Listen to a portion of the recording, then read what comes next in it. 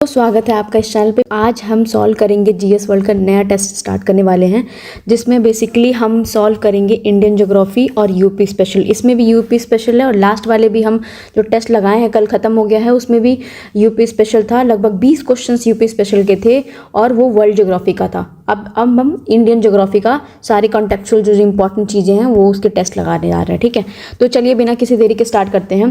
पहला क्वेश्चन क्या बोल रहा है, भारत पाकिस्तान के मध्य स्थित लाइन ऑफ कंट्रोल एलओसी के संदर्भ में निम्नलिखित कथनों पर विचार करिएगा। ठीक है, लाइन ऑफ कंट्रोल भारत में जम्मू कश्मीर और लद्दाख से विस्तारित है। लाइन ऑफ कंट्रोल का विस्तार इंदिरा कॉल से लेकर जम्मू के संगम तक है। भारत पाक के बीच स्थित अंतर्राष्ट्रीय सीमा रेखा पंजाब के माधोपुर से जम्मू के संगम तक है। तो उपयुक्त में से कौन से कथन जो हैं इसमें से सत्य दिए हुए हैं। तो हमें बेसिकली लाइन ऑफ कंट्रोल जो है हमें पता होना चाहिए, जो एक्सटेंड कहाँ से करता है लाइन ऑफ कंट्रोल। ये जो हमारा एरिया है वो हमारा जम्मू एंड कश्मीर से लेकर लद्दाख वाले एरिया तक करता है। तो इसका मतलब ये लद्दाख और जम्मू एंड कश्मीर का पहला लाइन स्टेटमेंट सही है। फिर दूसरी ओर बोल रहा है कि वो इंदिरा कॉल से लेकर जम्मू के संगम तक है। तो पर ये स्टेटमेंट गलत है, क्योंकि जो लाइन ऑफ कंट्रोल है ना वो एक्सटेंड नहीं करता इंदिरा कॉल से ठीक जम्मू तक। तो ये गलत हो गया। भारत पाक के बीच अंतर्राष्ट्रीय सीमा रेखा पंजाब के माधोपुर से जम्मू के संगम तक है।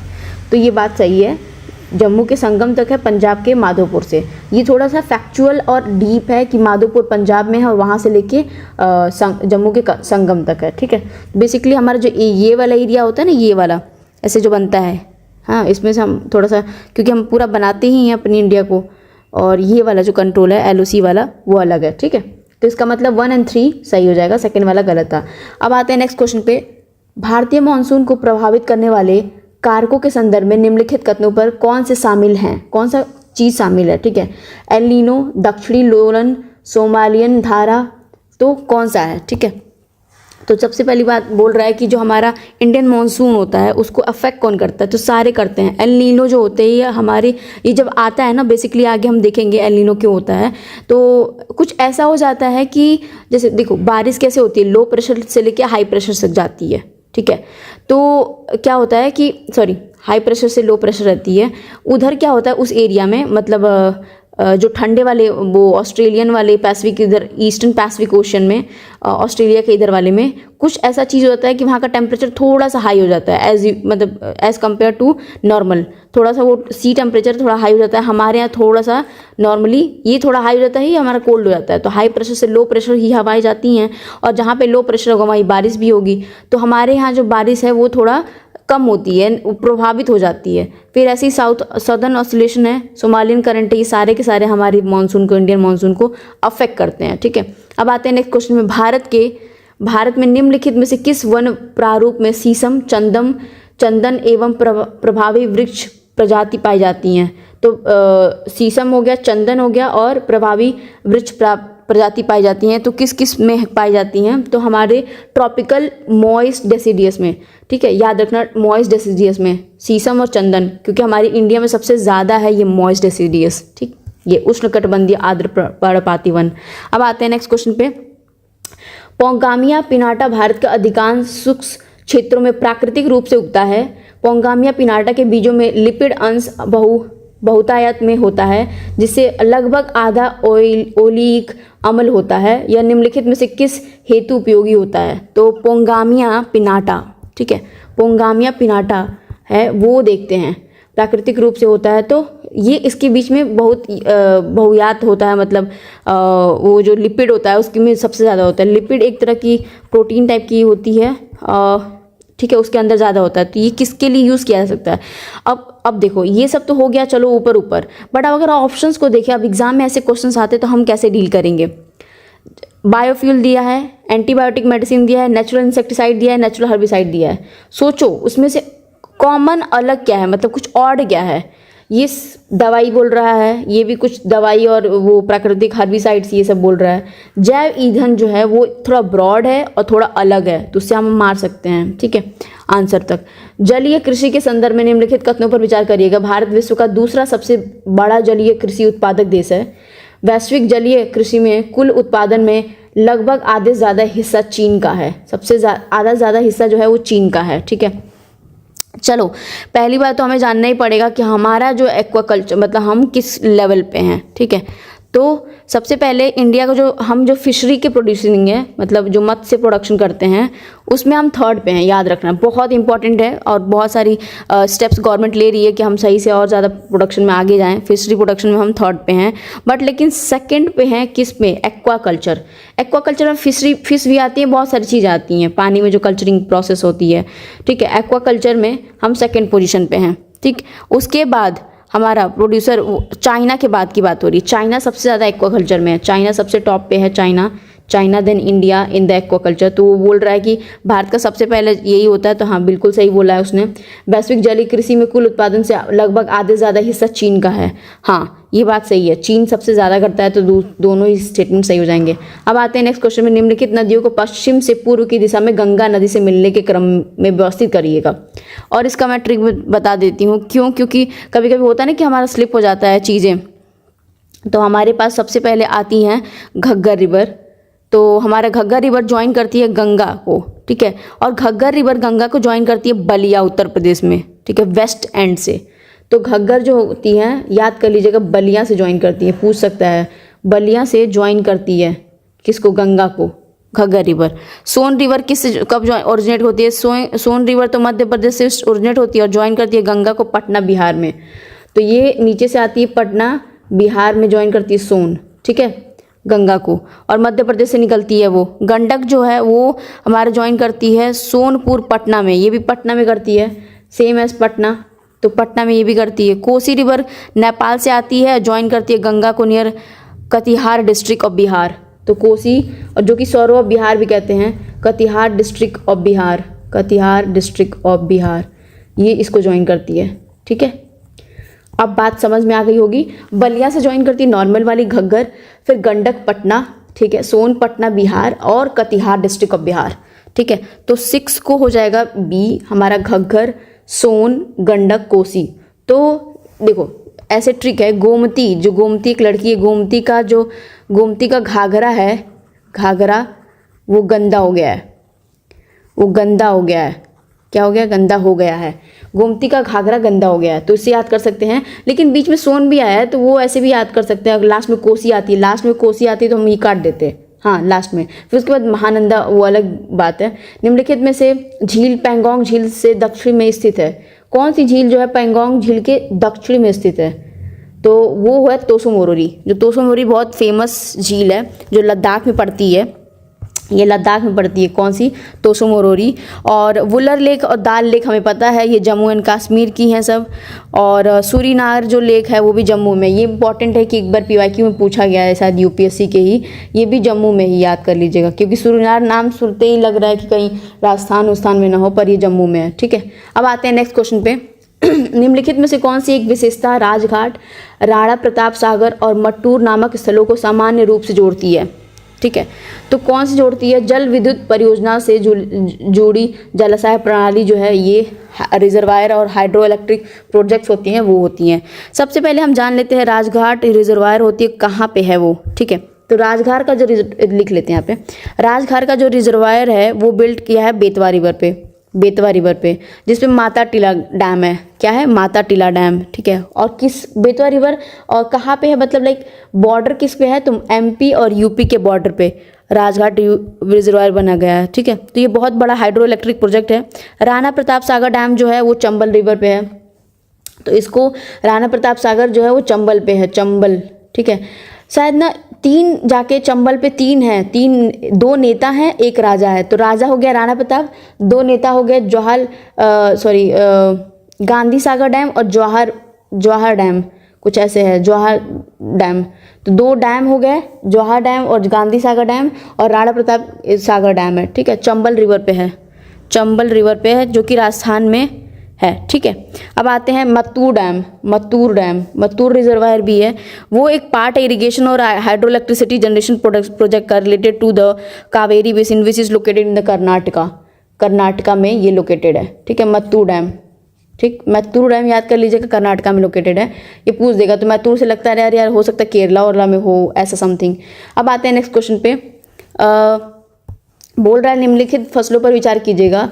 कुल्थी, हॉर्स ग्राम, उड़द, ब्लैक ग्राम, मूंगफली, ग्राउंडनट, अरहर। उपयुक्त में से कितनी फसलें मटर कुल फैबेसी कुल से संबंधित है? फैबेसी फैमिली से कौन सी मटर है वो संबंधित है? तो सभी चारों हैं, इसको याद ही करना पड़ेगा। जैसे लाइक हॉर्स ग्राम, ब्लैक ग्राम, ग्राउंड नट, सब दाल ही हैं और शायद उसमें दाल का ही रहता है। अब आते हैं नेक्स्ट क्वेश्चन पे। रूपकुंड झील के संदर्भ में निम्नलिखित कथनों पर विचार करिएगा। रूपकुंड में क्या बोल रहा है? यह हिमाचल प्रदेश में स्थित है। एक मिनट, हिमाचल प्रदेश में रूपकुंड नहीं, गलत है। इस झील को आमतौर कंकाल का झील रूप जाना जाता है। हाँ, यह एक हिम नदी झील है, मतलब जो है ठंडा वाला टाइप लाइक। तो ये बात सही है। 2 और 3 विल राइट आंसर। ये हिमाचल प्रदेश नहीं, ये यूके में है, मतलब उत्तराखंड में स्थित है रूपकुंड वाला, ठीक है, रूपकुंड सॉरी। अब आते हैं नेक्स्ट क्वेश्चन पे। वो PYQ भी रह चुका है। नेक्स्ट क्वेश्चन देख लेते हैं। निम्नलिखित कथनों पर विचार करिएगा। भारत में ग्रीष्मकाल मानसून दक्षिण पश्चिमी दिशा से आता है। मानसून की गति में अंतर और असमानता एनसो प्रभाव से संबंधित हो सकती है। तो हो सकती है बोल रहा है, मतलब पॉसिबिलिटी जनरेट कर रही है। हाँ, एनसो से मानसून हो सकती है और ऐसी कोई चीज़ नहीं होगी जो वर्ल्ड में आप बोलोगे ये इससे प्रभावित नहीं होती। वो भी ज्योग्राफी में, वो भी ज्योग्राफी के साथ क्लाइमेट चेंज में, क्लाइमेट चीज़ों में। भारतीय ग्रीष्मकालीन मानसून दक्षिण पश्चिमी से आता है। हाँ, साउथ वेस्ट ये होती है, इधर से आती है साउथ वेस्ट मानसून, ठीक है। तो दोनों ही हमारे पास आंसर हो जाएंगे करेक्ट। निम्नलिखित में से कौन सी पर्वत छोटी सिक्किम से स्थित नहीं है? कौन सी पर्वत जो चोटी है वो सिक्किम में स्थित नहीं है? मतलब सिक्किम वाले में कौन सा नहीं है? तो वो जो कामेत है, कामेत नहीं है। कामेत पता है कहाँ पे है? जो हमारा उत्तराखंड है ना, गढ़वाल हिमालयाज, गढ़वाल हिमालयाज यहाँ पे है। गढ़वाल हिमालयाज में है कामेत, ठीक है, उत्तराखंड में। यहाँ पे नहीं है। कंचनजंगा हमें पता है कहाँ पे है। कंचनजंगा 3rd हाईएस्ट माउंटेन है भी वर्ल्ड का, बॉर्डर करता है सिक्किम और नेपाल, सिक्किम एंड नेपाल। सिंचुआ जो है वो भी यहीं पे है, वन ऑफ द ब्यूटीफुल ये पीक है सिक्किम में। कबरू जो है वो भी कंचनजंगा के रेंज में आता है, सिक्किम नेपाल में। तो यही जो था यही नहीं था, ठीक है। अब आते हैं नेक्स्ट क्वेश्चन पे। अंडमान और निकोबार द्वीप समूह में प्रमुख द्वीपों के नाम परिवर्तन के संदर्भ में निम्नलिखित कथनों पर विचार करिएगा। नील द्वीप का नाम सुभाष चंद्र बोस द्वीप कर दिया गया है। हैवलॉक द्वीप का नाम शहीद द्वीप कर दिया गया है। रॉस द्वीप का नाम स्वराज द्वीप कर दिया गया है। देखो सिंपल सी बात है, हैवलॉक मतलब हेवन, तो हेवन कह दिया इसने। बोल रहा कौन सा कथन सत्य है? तो हेवन कहा, मतलब हेवन किसको कहोगे आप? स्वराज को। स्वराज पाओगे तो कहोगे, तो ये भी सेकंड गलत हो गया ना, उस हिसाब से तो सेकंड गलत हो गया, ठीक। रॉस द्वीप जो है, रॉस है वो सुभाष चंद्र बोस जी हैं। तो चंद्र जो है, चंद्र सुभाष चंद्र बोस जी, तो रॉस द्वीप रखा गया है। जो नील द्वीप है, नॉर्मल द्वीप है, वो शहीद आइलैंड कहा गया है। तो इसको नील को शहीद याद कर सकते हैं कैसे? जो हमारा फ्लैग होता है उसमें जो बीच वाला जो चक्र होता है वो शहीद चक्र, जो कोई डेथ कर जाती तो नीले कलर का है ना, तो शहीद होता है कोई, तो उस चक्र मतलब पूरे फ्लैग को ही वो करते हैं, पर जो नीले कलर का है वो चक्र होता है ना, चक्र दिया जाता है। चक्र अगर आप कुछ ब्रेवरी का काम करते हो तो, ठीक है, तो उससे याद कर सकते हैं बस। और ये हमारे पास मतलब तीनों ही स्टेटमेंट गलत है, तो उपयुक्त में से कोई भी सही नहीं है, ठीक है। भारत के अर्ध सदाबहार वनों में संबंधित निम्नलिखित कथनों पर विचार करिएगा। तो सेमी एवरग्रीन की बातें कर रहा है, मतलब अर्ध सदाबहार वनों के बारे में बात कर रहा है, ठीक है। तो चलिए देख लेते हैं। They are found in the less rainy parts of these regions, such forest have the mixture of ये। तो हाँ देखो, सबसे बड़ी बात है ना कि फॉरेस्ट जो मिक्सचर्स होते हैं एवरग्रीन मॉइस्ट डेसिडियस होते हैं, ठीक है, मिक्सचर तो होते हैं, ठीक। अंडमान और बंगाल, उड़ीसा वो वाले रीजन में मिलते हैं, ठीक है, बिल्कुल सही है। वर्षा इसकी जो होती है लगभग 200 सेंटीमीटर से लेकर 250 सेंटीमीटर तक के बीच में होती है। ऑर्किड, कदम, लॉरेल, सफ़ेद देवदार, इन वनों की जो प्रमुख प्रजातियाँ हैं। तो हमारा जो स्टेटमेंट ये वाला है, लास्ट वाला एग्जाम्पल्स, ये बहुत पूछा जाता है, ये कि देवदार कहाँ पाया जाता है, तो ये सेमी एवरग्रीन में ही पाया जाता है। कदम कहाँ पेड़, ऑर्किड कहाँ पाया जाता है, लॉरेल। तो ये सारे स्टेटमेंट जो 14th वाला है, सारे स्टेटमेंट सही हो जाएंगे, ठीक है। ठंड के मौसम के दौरान उत्तरी भारत में दक्षिणी भारत की तुलना में अत्यधिक ठंड का अनुभव होता है। और ये ऐसा क्यों होता है, ठीक। तो ये ऐसा क्यों होता है? क्योंकि सबसे पहले देखो, मेडिटेरियन सी है, इधर से आती है हवाएं, आती है ठंडी ठंडी वाला। तो नॉर्दर्न जो इंडिया है ना हमारा, ये वाला प्लेन है, ये वाला प्लेन, तो यहाँ पे अच्छा खासा वो होता है, इधर वाली एरिया। तो जो इसमें बात बोल रही है ना कि उत्तरी भारत में, तो ये सारे स्टेटमेंट हमारे सही हो जाएंगे, क्योंकि हिमालय पर्वतमाला के हिमपात में शीतलहर की स्थिति उत्पन्न हो जाती है। और कैस्पियन सागर जो है वो अलग है, ठीक है। तो जो हमारा कैस्पियन सागर है उसका एक तो हमने ट्रिक भी पढ़ी थी कैस्पियन सागर की, कैस्पियन सी की जो ट्रिक थी वो तारीख है। तारीख में तुर्कमेनिस्तान, अजरबैजान, रसिया, ईरान और कजाकिस्तान, ये सारे हैं। कजाकिस्तान भी है तारीख में, ठीक है। तो ये हमारा ट्रिक होता है कैस्पियन सी के लिए, ठीक है। चलिए नेक्स्ट क्वेश्चन देख लेते हैं। भारत में जो काली मिट्टी है के बारे में से कौन सा कथन सही नहीं है? जो ब्लैक मिट्टी है उसके बारे में बोल रहा है कि यह चिकनी है, गहरी है और अपारगम्य है। ये बहुत लंबे समय तक, इसमें पूछा कौन सा सही नहीं है, ये बहुत लंबे समय तक नमी बनाए रखते हैं। ये मिट्टी केवल प्रायद्वीपीय पठार के उच्च क्षेत्रों में पाई जाती है। ये चूना, लोहा, मैग्नीशिया, एल्युमिनियम में भरपूर होती है। इसमें कौन सा सही नहीं दिया हुआ है? ये तीसरा, ये मिट्टी केवल प्रायद्वीपीय पठार के उच्च क्षेत्रों में पाई जाती है। नहीं, ये जो है हमारे जो डेक्कन प्लेट्यू है, पेनिनसुला प्लेट्यू, पेनिनसुला में नहीं, डेक्कन में पाई जाती है। डेक्कन वाला एरिया जो कर्नाटका, महाराष्ट्र, जो बीच वाला एरिया है वो डेक्कन प्लेट्यू कहलाता है। पेनिनसुला वाला तो ऊपर है, तो वहाँ पर रेड सॉइल पाई जाती है, ये सॉइल नहीं पाई जाती है। तो इसका मतलब, इसका पहले बोल रहा है एक और क्वेश्चन है, बोल क्या रहा है? उत्तरी मैदानों के संदर्भ में भाबर का सर्वोत्तम वर्णन इस प्रकार किया गया है। किस प्रकार किया गया है ये बोल रहा है, ठीक है। देखते हैं। बेल्ट जहाँ अधिकांश धाराएं बिना किसी निश्चित वाहिकाओं के पुनः धरातल पर निकल कर प्रकट होती हैं।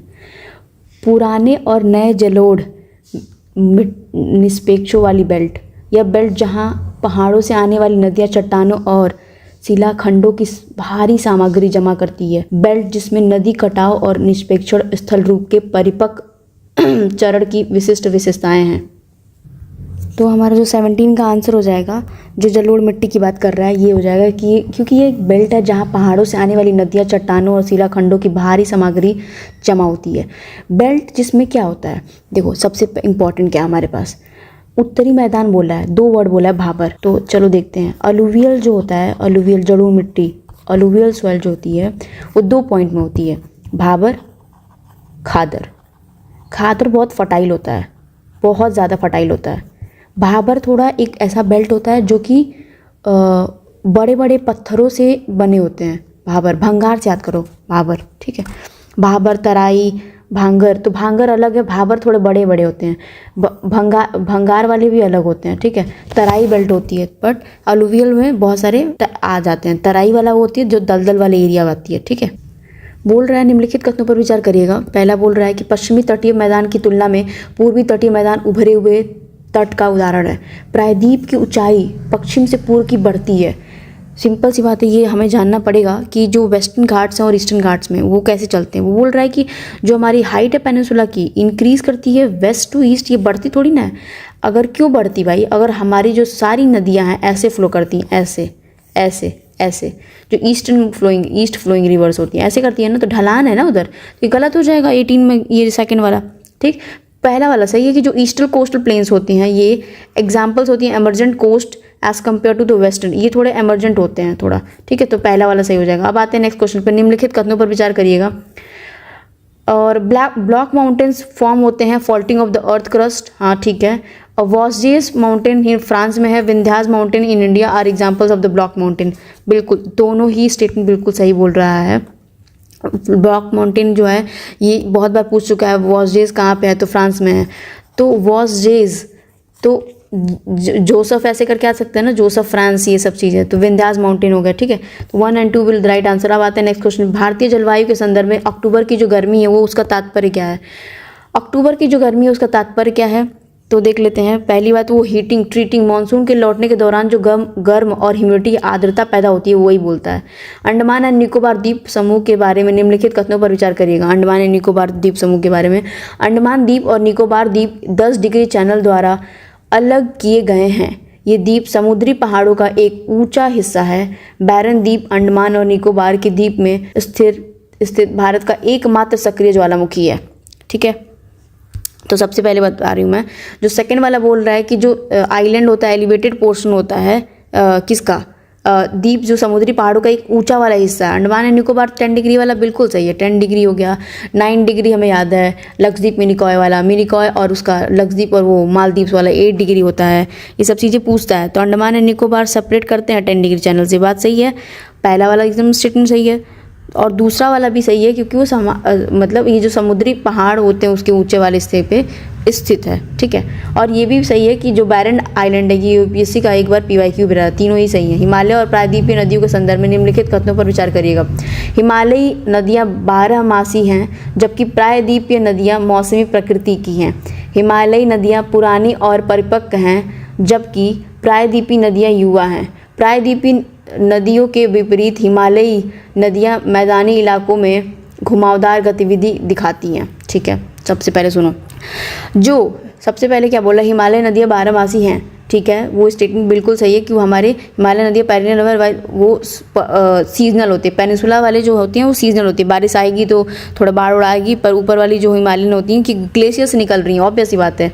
और तीसरा भी सही है कि प्राय नदियों विपरीत हिमालय नदियों मैदानी इलाकों में घुमावदार गतिविधि से दिखाती हैं, ठीक है। 1 और 3 दूसरा गलत है क्योंकि हिमालय नदी ओल्ड और मैच्योर होती हैं और वाइल ये यूथफुल एक्टिविटी करती हैं, ऐसी कोई बात नहीं है। हिमालय जो रिवर्स से निकलती है तो यूथफुल एक्टिविटी करते करते ही नीचे आके वो ओल्ड फेज में जाती हैं। अब आते हैं नेक्स्ट क्वेश्चन पे। आगरा और दार्जिलिंग की एक ही अक्षांश पर स्थित है, लेकिन आगरा और दार्जिलिंग में जनवरी का तापमान अलग अलग है। दार्जिलिंग और आगरा में दोनों अलग ऊंचाई पर स्थित है। एक मिनट देखो, सबसे पहले तो चीज़ें हैं कि ये दोनों एक दूसरे की जो कथन उन्होंने बोला कि हाँ बिल्कुल सही है कि जो टेम्परेचर जो होती है ना वहाँ पे आगरा और दार्जिलिंग वाली वो सेम लैटिट्यूड पे है ना, तो इसलिए वो फील करते हैं। और जनवरी में आगरा 16 डिग्री होता है जबकि जो वहाँ पे जहाँ पे दार्जिलिंग है वो 4 डिग्री होती है। तो दोनों एक दूसरे की व्याख्या भी करते हैं क्योंकि वो अलग अलग ऊंचाई पे स्थित है इसलिए। अब आते हैं नेक्स्ट क्वेश्चन पे। दे दिया है नदी कहाँ से उत्पत्ति होती है और उसको मैच करना है, ठीक है। तो हमारी जो नदी होती है, देखो सबसे पहले क्या बोला इसने, घाघर कहाँ से निकलती है, ठीक है। तो ये मामचा चुंगू, ठीक है बिल्कुल।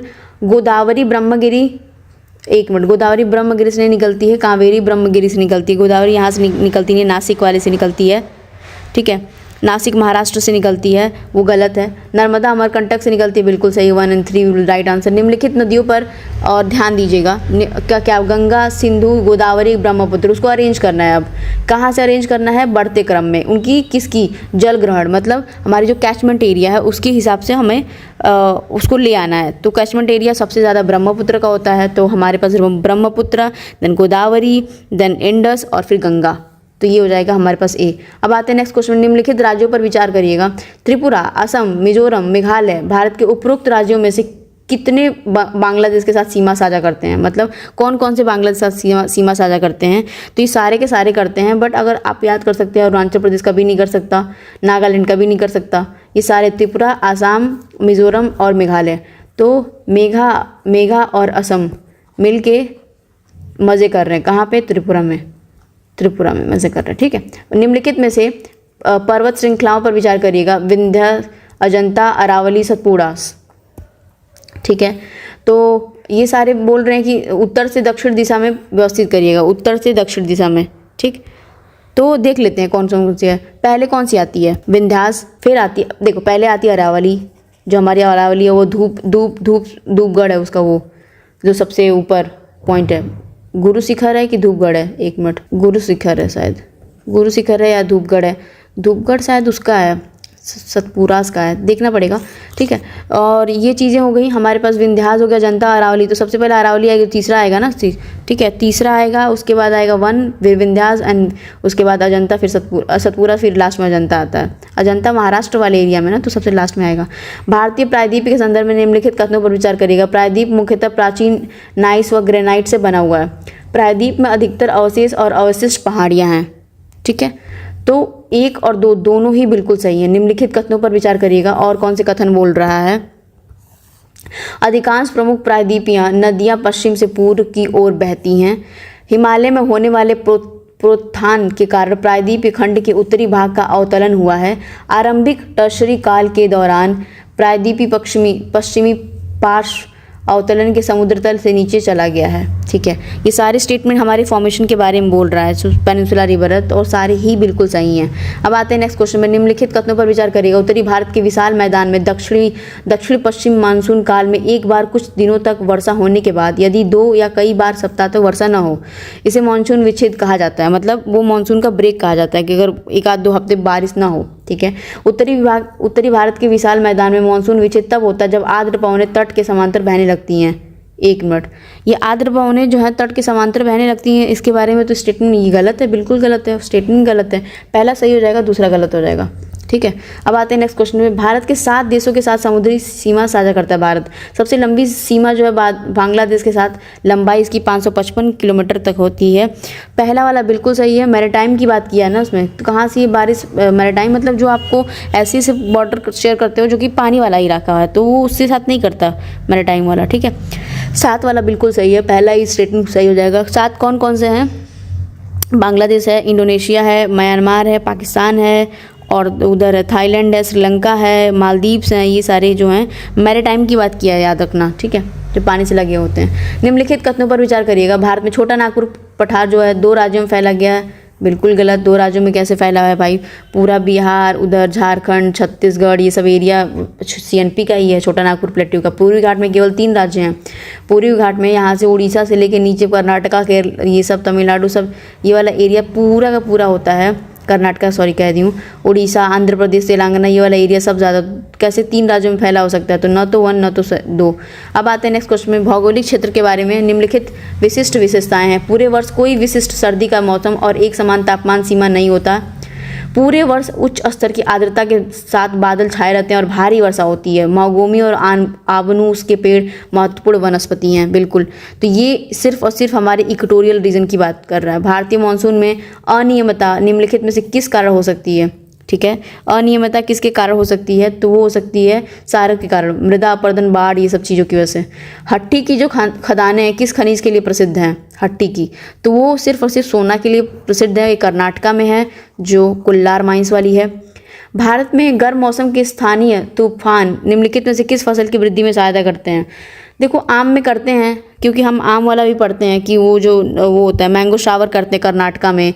कॉफ़ी का भी होता है, ब्लॉसम शावर होता है। नॉर्वेस्टर्स हो गया, चाय हो के लिए आसाम वासाम की तरह होता है। लू हो गया, इधर जूट लू बहता है। मस्टर्ड जो होती है रबी क्रॉप होती है, और ये हॉट वेदर में नहीं होता। 5वां नहीं होगा, 1 2 3 4 हो जाएगा। अब आते हैं नेक्स्ट क्वेश्चन पे। निम्नलिखित में से शहरों को पश्चिम से पूर्व की ओर व्यवस्थित करें। रायपुर, भोपाल, लखनऊ, जयपुर, ये सारे इसने शहर दे दिए हैं। तो हमारे पास 4, जयपुर, 2 3 1, तो वो हो जाएगा लास्ट में रायपुर, छत्तीसगढ़। भारत के उत्तर पूर्वी क्षेत्र में निम्नलिखित दरों पर विचार करिएगा, और हमें दर्शाए गए हैं कि पश्चिम से पूर्व लगाने हैं। तो हमारे पास है ट्रिक भी, सिकंदरनाथ जलेबीला, तो सिक्किम है हो गया ये सिकंदरनाथ जलेबीला। और ये अरुण बम को डिफ्यूज़ कर दो, तो बमदीला लास्ट में हो जाएगा, और ये हो जाएगा। तो 1 पहले फिर 3 लास्ट में, 1 पहले लास्ट में 3। तो हमारे पास जो आंसर हो जाएगा 1 पहले लास्ट में 2, सॉरी बोमदीला, बमला नहीं, बोमडीला नॉट बमला। तो ये हो जाएगा हमारे पास आंसर। और ये बमला जो है हमारे बॉर्डर पे है, किसके?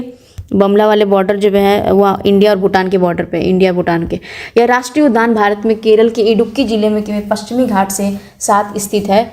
इसे यूनेस्को की विश्व धरोहर स्थल के रूप में नामित किया गया है। अनाईमुड़ी जो है दक्षिण भारत की सबसे ऊंची चोटी के पार के अंदर है। उपरोक्त परिच्छेद में से किसके बारे में बात किया गया है? तो देखो, सबसे पहले इम्पॉर्टेंट है इराकुलम के बारे में बात कर रहे हैं। और इम्पॉर्टेंट क्या है कि इडुक्की डैम जो है वो पेरियार रिवर पे ही है, ठीक है। तो वो पेरियार पे है या पन्नार पे, पर पेरियार पे रिवर पे है। ट्रिब्यूटरीज जो है पेरियार पे है, पेरियार पे। अब आते हैं नेक्स्ट क्वेश्चन पे। नवनीतम भारतीय वन जन राज्य रिपोर्ट आया 2023 के अनुसार निम्नलिखित में से किस राज्य ने 2021 के भारत की रिपोर्ट की तुलना में मैंग्रोव कवर को वृद्धि दिखाई है?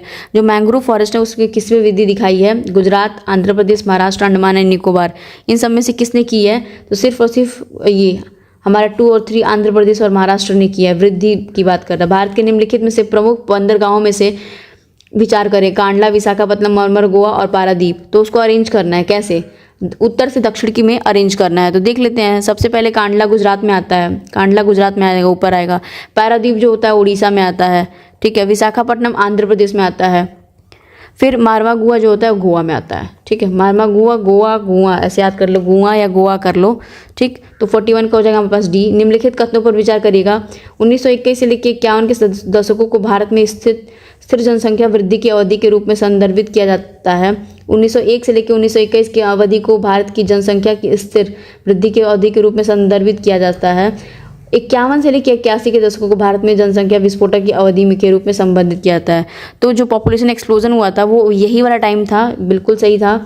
और ये उन्होंने बोला था कि हाँ, जनसंख्या की जो स्थिर अवधि क्या है, संदर्भ कर सकते हैं कि स्थिर हो गई थी, स्टेबल हो गई थी, यहाँ पे स्टेबल हो गई थी, यहाँ पे घट रही थी, स्टेबल हुई थी, फिर उसके बाद फिर ब्लास्ट कह सकते हैं, एक तरह का पॉपुलेशन एक्सप्लोजन हुआ था। भारत में उष्णकटिबंधीय चक्रवातों के संदर्भ में निम्नलिखित कथनों पर विचार करिएगा। ट्रॉपिकल साइक्लोन्स के बारे में बोल रहा है। यह उत्तरी गोलार्ध में दक्षिणा पर्वत और दक्षिणी गोलार्ध में वार्मा पर्वत दिशा में हवा का संचालन करते हैं। ये रिवर्स कर दिया है, क्या करता है ना, नॉर्दर्न में एंटी क्लॉकवाइज है, नीचे क्लॉकवाइज है। भारत में चक्रवात उष्णकटिबंधीय महासागरों के पर विकसित होते हैं, जहाँ पे गर्मियों में तापमान 80 डिग्री फ़ारेनहाइट होता है, बिल्कुल वही 26 डिग्री सेल्सियस की बात करिए। चक्रवात संघनन की गुप्त उष्मा से प्राप्त करते हैं। तो हमारे पास जो 43 हो जाएगा, उसका आंसर पहला वाला तो गलत ही हो गया, तो सी हो जाएगा। अब आते हैं नेक्स्ट क्वेश्चन पे। निम्नलिखित कथनों पर विचार करिएगा। भारत में कुल फसल क्षेत्र के 50% से अधिक हिस्से पर अनाज की खेती होती है। विभाजन के दौरान अविभाजित भारत में सिंचित भूमि का लगभग 1/3 हिस्सा पाकिस्तान में चला गया। महाराष्ट्र देश में अंगूर का सबसे बड़ा उत्पादक है। तो महाराष्ट्र है जो सबसे बड़ा उत्पादक है किसका, अंगूर का, ठीक है। और विभाजन के दौरान ये सब तो चीज़ें नॉर्मल एक तरह के फैक्चुअल है और पहले से ही चलती आई हैं। अब आते हैं नेक्स्ट क्वेश्चन में। निम्नलिखित कथनों पर विचार करिएगा। संरक्षण, उदारपन मतलब रिजर्वेशन, और विवेकपूर्ण उपयोग मतलब जुडिशियल यूज ऑफ रिसोर्सेज। तो ये किस चीज़ में बोल रहा है, कौन सा जल संभर प्रबंधन से, वाटरशेड मैनेजमेंट से संबंधित कर रहा है। तो सारे ही हैं। वाटरशेड मैनेजमेंट जो है हम देख लेते हैं। वाटरशेड मैनेजमेंट बेसिकली एक तरह की एफिशिएंट नहीं कहते हैं कि मैनेजमेंट होता है किसका, पानी का कंजर्व करना, सरफेस में, ग्राउंड वाटर में, कैसे भी रेन वाटर हार्वेस्टिंग से, सब कैचमेंट चीज़ों को लेके कंजर्व करना। और नेचुरल रिसोर्सेज होते हैं लाइक लैंड, वाटर, प्लांट्स वाले, एनिमल्स वाले में वो वाटरशेड होता है, ठीक है, जो कंजर्व करा जाता है वाटर को, ठीक। तो अब देखते हैं 46 में क्या बोल रहा है कि कंसीडर द फॉलोइंग स्टेटमेंट्स। बोल रहा है कि manganese is an important raw material for smelting of the iron ore, ठीक है, कि बोल रहा है कि मैग्नीज लौह अयस्क के प्रगलन के लिए एक महत्वपूर्ण कच्चा माल है। भारत में मैग्नीज के भंडार केवल धारवाड़ प्रणाली में पाए जाते हैं। बालाघाट, छिंदवाड़ा और निमाड़ मंडला भारत में प्रसिद्ध मैग्नीज के बेल्ट होते हैं। देखो सिंपल सी बात है, जब इसने बोला सारे स्टेटमेंट ध्यान से पढ़ो, हमें यहाँ पे ये चीज़ नहीं जानी होती है कि बहुत ज़्यादा आए, बस बेसिक्स आए कि कौन धारवाड़ से है, आरकेन से है, कौन सा विंध्यास से है, ये सारी चीज़ें मिलनी चाहिए। पहली बात उसने बोल दिया कि भाई हाँ इम्पॉर्टेंट है, ये बहुत महत्वपूर्ण है manganese raw material iron core के लिए, स्मेल्टिंग के लिए। बिल्कुल भारत में मैग्नीज के लिए भंडार केवल धारवाड़ में मिलते हैं, मेनली कह सकते हैं कि ज़्यादा से ज़्यादा धारवाड़ में मिलते हैं, केवल हम नहीं कह सकते, क्योंकि ये एक तरह के मटेरियल्स होते हैं, एलिमेंट्स होते हैं, वो कहीं भी मिल सकते हैं, ठीक है। तो बालाघाट और छिंदवाड़ा, निमाड़ मंडला भारत में प्रसिद्ध मैग्नीज बेल्ट है, बिल्कुल सही है। तो 1 और 3 इसका सही आंसर हो जाएगा। अब आते हैं नेक्स्ट क्वेश्चन पे। बोल रहा है जलमार्ग दिया हो, लंबाई और विस्तार, ये थोड़ा सा बहुत ज़्यादा फैक्चुअल है, इसके लिए इतनी सारी हमें मशक्क़त करनी पड़ेगी। तो हमारा जो ये नेशनल हाईवे है, हाईवे है, उसके पास ये दिया इलाहाबाद से हल्दिया इतने किलोमीटर है, और सादिया से धुबरी इतने किलोमीटर है, कोट्टापुरम से कुल्लम है, काकीनाडा से पुडुचेरी है। ये सारे स्टेटमेंट बिल्कुल सही दिए हुए हैं कि सारे इसमें स्ट्रेच हुए हैं, ठीक है। और बस इतना, इसमें इतनी ज़्यादा जानकारी की ज़रूरत नहीं है, ठीक है। नेक्स्ट क्वेश्चन देख लेते हैं। निम्नलिखित में से जानकारी पर विचार करिएगा। पहाड़ी के दर्रे दिए हैं और जोड़ता है किसे। बुर्जिला जो पास है वो किससे जोड़ता हुआ है, ठीक है। तो बुर्जिला पास जो है श्रीनगर और गिलगित को ही जोड़ता है। सिपकिला पास जो है वो किसको जोड़ता है, वो जोड़ता है, बोल रहा है शिमला और तिब्बत को जोड़ता है, शिमला से तिब्बत, बिल्कुल सही है। बनिहाल जो पास है वो किसको जोड़ता है, तो ये बोल रहा है उत्तराखंड और तिब्बत को, उत्तराखंड और तिब्बत। तो बनिहाल जो पास है ना, ये पीर पंजाल जम्मू एंड कश्मीर में है, पीर पंजाल जम्मू एंड कश्मीर में, वो जम्मू एंड कश्मीर को कनेक्ट करता है जम्मू कश्मीर वैली में, ठीक है, पीर पंजाल वाले, न कि उत्तराखंड और तिब्बत में। तो 1 और 2 इसका सही हो जाएगा आंसर। अब आते हैं नेक्स्ट क्वेश्चन। भारत में निम्नलिखित झरनों को उनकी ऊंचाई से क्रमशः व्यवस्थित कर दे। तो हुंड्रू है सबसे ज़्यादा जलप्रपात है, और ये किस रिवर पे है, सुवर्णरेखा, याद कर लीजिएगा, सुवर्णरेखा, ठीक है। साधनी जो है वो सांख रिवर पे है, साधनी सांख रिवर पे है, ठीक। दसम जो है वो कांची रिवर पे है, दसम कांची रिवर पे है, और चुलिया जो है चंबल पे है, नाम भी है चुलिया और चंबल। तो सबसे पहले हुंड्रू आएगा, तो एक तो हुंड्रू देखते ही हम मार देंगे, क्योंकि इस इमेजिन करो ना कि इधर के जो प्लेट्यू एरियाज है झारखंड और ये छत्तीसगढ़ वाले, थोड़े से ढलान उनकी बहुत ज़्यादा अंदर तक है, तो हाइट भी उनकी वो होगी ना, ऊंचाई होगी झरनों की वो ज़्यादा होगी। अब आते हैं नेक्स्ट क्वेश्चन पे। निम्नलिखित कथनों पर विचार करिएगा। खादर नामक नई जलोढ़ मिट्टी भांगर की तुलना में अधिक उपजाऊ होती है। जो खादर होती है वो भांगर से ज़्यादा होगी, ठीक है। जलोढ़ मिट्टी पोटास और फॉस्फोरिक एसिड से भरपूर होती है। तो जो जलोढ़ मिट्टी होती है वो फॉस्फोरस और पोटास से भरपूर होती है। बिल्कुल सही, दोनों स्टेटमेंट यही बिल्कुल सही बोले हैं, पर एक दूसरे की व्याख्या तो नहीं करते। क्यों? क्योंकि इसका मतलब ये थोड़ी नहीं बता रहा है कि खादर जो नामक मिट्टी है वो इतनी फर्टाइल क्यों है, इतनी उपजाऊ क्यों है, तो उसका रीज़न बताना चाहिए था ना, जबकि ये दूसरा स्टेटमेंट है। ठीक है, नेक्स्ट क्वेश्चन देखते हैं। यदि कोई व्यक्ति आंध्र प्रदेश से तमिलनाडु तक पूर्वी घाट से यात्रा करता है तो उसे निम्नलिखित में से कौन से मिलेंगे? कहाँ से? आंध्र प्रदेश से तमिलनाडु करता है, आंध्र प्रदेश से तमिलनाडु करता है, ठीक है। तो जवादी हिल्स, ठीक है, सिरुमलाई, ठीक है, और सेवराय। गरजात हिल पता है कहाँ है? उधर है। गरजात हिल्स ऊपर वाले एरिया में, तो इधर तो मिलेंगे नहीं गरजात हिल्स, तो वो कैंसिल हो जाएगा गरजात हिल्स, ठीक है। Can she go to Japan में वही कार्डमन से लेके she Shevaroy, can she go to Japan, तो जापान जवादी हिल्स, ठीक है। ऐसे करके हमने बहुत सारी चीज़ें याद की हुई हैं, तो हमारे पास आंसर हो जाएगा 1, 3, 4, ये सारे सही हो जाएंगे, ठीक है। अब आते हैं नेक्स्ट क्वेश्चन पे। बोला निम्नलिखित पर्वत श्रृंखला को पश्चिम से पूर्व के रूप में व्यवस्थित करें। पश्चिम से मतलब वेस्ट से ईस्ट में करें, ठीक है। देखते हैं सबसे पहले कौन कौन से आते हैं। बोल रहा है पहले तो सबसे पहले ये नंदा देवी उत्तराखंड में है, तो सबसे पहले वही आएंगी। तो तीसरा उत्तराखंड में है धौलागिरी आएंगी, फिर धौलागिरी, फिर अन्नपूर्णा, फिर माउंट मकालू, ठीक है। तो हमारे पास ऑप्शन हो जाएगा डी सही हो जाएगा। अब आते हैं नेक्स्ट क्वेश्चन पे। निम्नलिखित जानकारी पर विचार करिएगा। यह उड़ीसा की मौसमी नदी और यह शंख और दक्षिण कोयल नदी के संगम से बनती है। शंख से और दक्षिण कोयल नदी के संगम से बनती है। इसके बाद ये सुंदरबन जिले में बांग्लादेश से होकर गुजरती है। तो ये कौन सी रिवर है ये पहचानना है, ठीक है। तो ये हमारी ब्राह्मणी रिवर है जो वहाँ से निकलती है, और इनको जो क्या कहते हैं उसे, मौसमी नदी तो है ही उड़ीसा की, और संगम से बन जाती है। और उसके बाद जो अगर सेपरेट होती है, गुजरती है, मतलब सुंदरबन डेल्टा से ही गुजरती है। अब आते हैं नेक्स्ट क्वेश्चन पे। निम्नलिखित कथनों पर विचार करिएगा। कौन सा कथन है, ठीक है।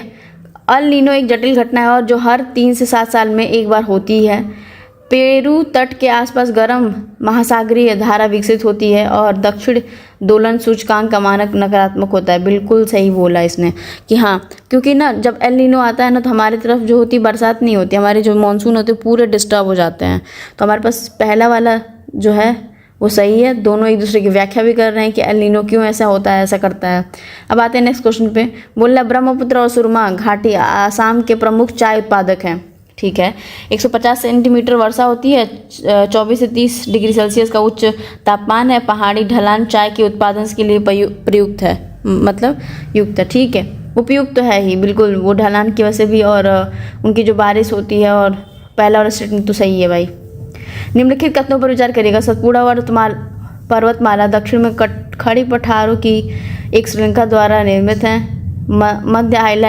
मध्य हाईलैंड्स जो होते पर्वत दक्षिण पर्वत पश्चिम दिशा की ओर झुकी हुई हैं। एक मिनट, जो हमारे जो हाईलैंड्स हैं पर्वतमाला के, और वो झुकी हुई हैं दक्षिण की ओर से नहीं, ईस्ट नॉर्थ ईस्ट की तरह झुकी हैं।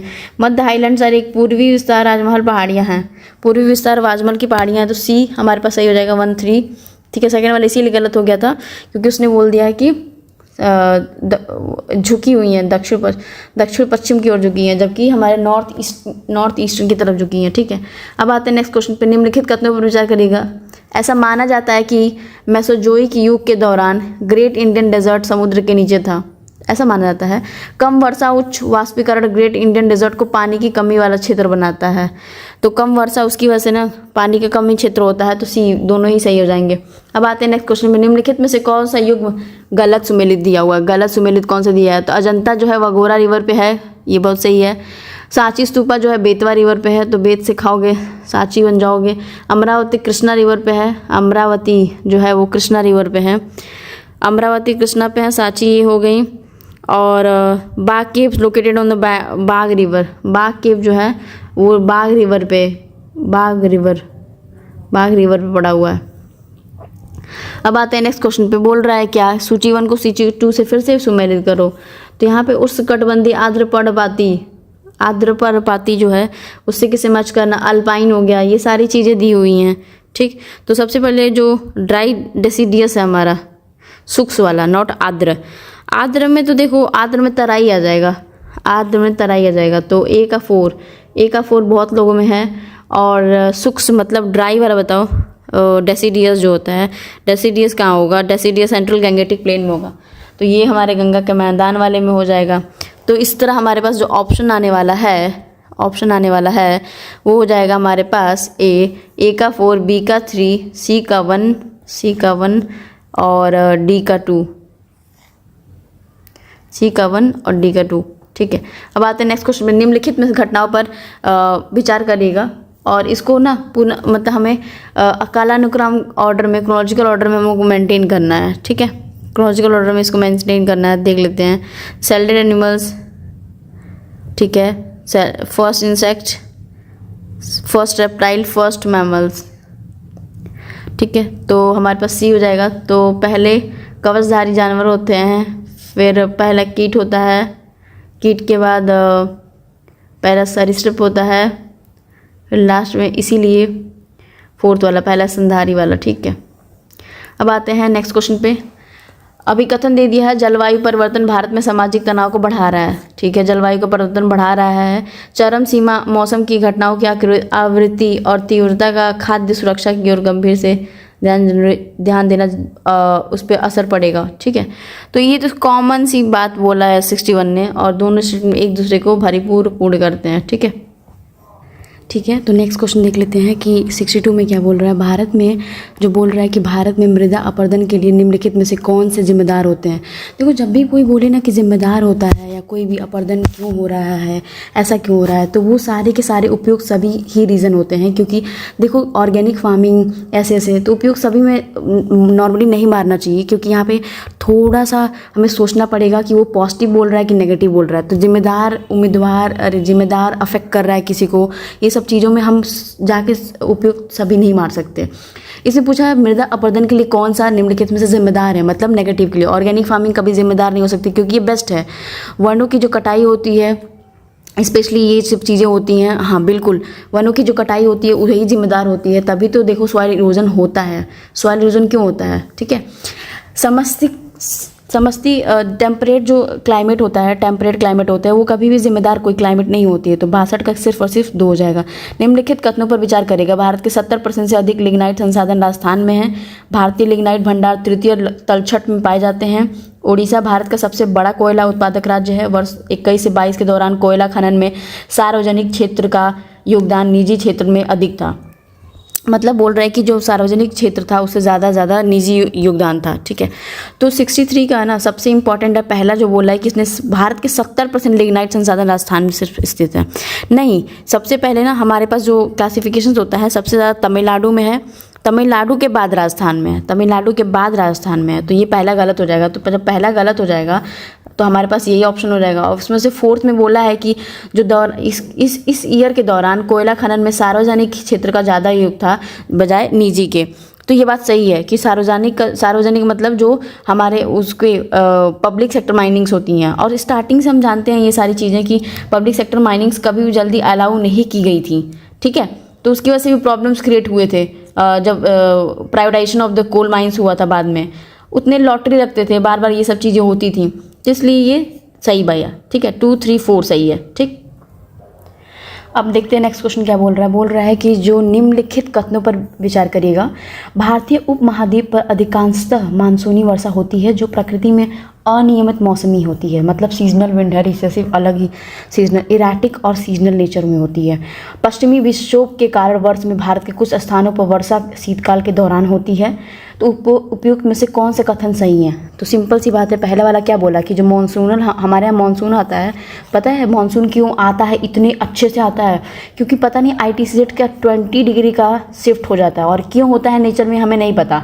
ठीक है, तो इसीलिए अनियमित और मौसमी है। इसने सही बोला है कि जो साउथ वेस्ट मानसून होती है सीजनल विंड्स की वजह से आती हैं। ठीक है, पश्चिमी विक्षोभ के कारण जो भारत में कुछ स्थानों पर वर्षा शीतकाल में भी होती है। बिल्कुल, वेस्टर्न डिस्टर्बेंस होती है हमारे यहाँ नॉर्दर्न एरियाज़ में, जो कि रबी फसलों के लिए बहुत अच्छी मानी जाती है। जो मेडिटेरियन सी से हवाएँ आती हैं ना, तो इधर आके हमारे यहाँ बारिश करती हैं। ठीक है, हमें पता है हाई प्रेशर से लो प्रेशर हीट ट्रांसफ़र होती है और तब यहाँ पे बारिश होती है, ठीक है, ठंड में बारिश होती है, उसकी वजह से रबी क्रॉप्स में हमारे सहायता मिलती है। दोनों ही कथन बिल्कुल सही हैं, ठीक है। अब आते हैं नेक्स्ट क्वेश्चन पे। निम्नलिखित कथनों पर विचार करिएगा। भारत के कुछ प्रदेशों में अति सिंचाई के कारण जल क्रांति की समस्या उत्पन्न हो गई है। हाँ, ये बात तो है। भारत के उष्ण और तथा शुष्क भागों में गहन जल उपयोग के कारण भूमि में लवणता अधिक होने की समस्या का सामना करना पड़ रहा है। तो ये सब ना सॉइल के ये प्रॉब्लम्स बता रहे हैं कि कौन से कथन असत्य हैं। देखो, दोनों कथन बिल्कुल सत्य हैं। क्यों? क्योंकि वाटर लॉगिंग की वजह से ही क्यों हो रही है वाटर लॉगिंग, ये सब ओवर इरिगेशन कर रहे हो, ग्राउंड वाटर नहीं है, ये सब चीज़ों की वजह से फेस करना पड़ रहा है। सेम एज हाई सैलिनिटी क्यों हो रही है? क्योंकि इंटेंस वाटर यूटिलाइजेशन हो रही है और ड्राई एरिया में तो खतरनाक ग्राउंड लेवल इतना कम हो गया है वाटर की, हार्ड पैंस हो जाते हैं, ऊपर नहीं होती, फट जाती है, ड्रॉट आ गया होता है उसकी वजह से। दोनों कथन सत्य हैं। इसमें पूछा असत्य कौन सा, तो न तो 1 न तो 2। अब आते हैं नेक्स्ट क्वेश्चन पे। बोल रहा है निम्नलिखित कथनों पर विचार करिएगा। काली मृदा की उपयुक्ति मुख्यतः दक्कन ट्रैप से हुई है जो अति सूक्ष्म कणों की वाली मृदा से बनी है। अच्छा, नए जलोढ़क जिसे खादर कहते हैं जल प्लावित नहीं होते हैं। अच्छा, तो दोनों कथनों में से कौन से कथन सही है ये बोल रहा है। तो देखो, सबसे पहले बोला है कि ब्लैक सॉइल्स इसेंशली कहाँ से डराइव होते हैं, डेक्कन से। हाँ ठीक है, डेक्कन से। लेकिन बोल रहा अलुवियन सॉइल जो होते हैं वो खादर तो कहलाते हैं पर वो जल प्लावित नहीं होते। भाई कैसे नहीं होते, गलत है। पहला वाला ही सिर्फ और सिर्फ सही है, ठीक है। हमें पता है जो दो अलुवियल सॉइल आती है, 2 खादर और भांगार आती है, तो भंगार वाला थोड़ा भांगर से याद रखो कि वो थोड़ा सा उतना प्रोडक्टिव नहीं होता है, पर खादर वाला खादी से याद रखो, खाद से याद रखो वर्ड, ठीक है। तो नेक्स्ट क्वेश्चन देख लेते हैं क्या बोल रहा है। निम्नलिखित कथनों पर विचार करिएगा। लाल मृदा में ह्यूमस की मात्रा तथा पादप पोषक पदार्थों की अधिकता होती है। पीट मृदाओं का विकास आर्द्र दिशाओं के अंतर्गत सघन वनस्पति वाले क्षेत्रों में होता है, ठीक है।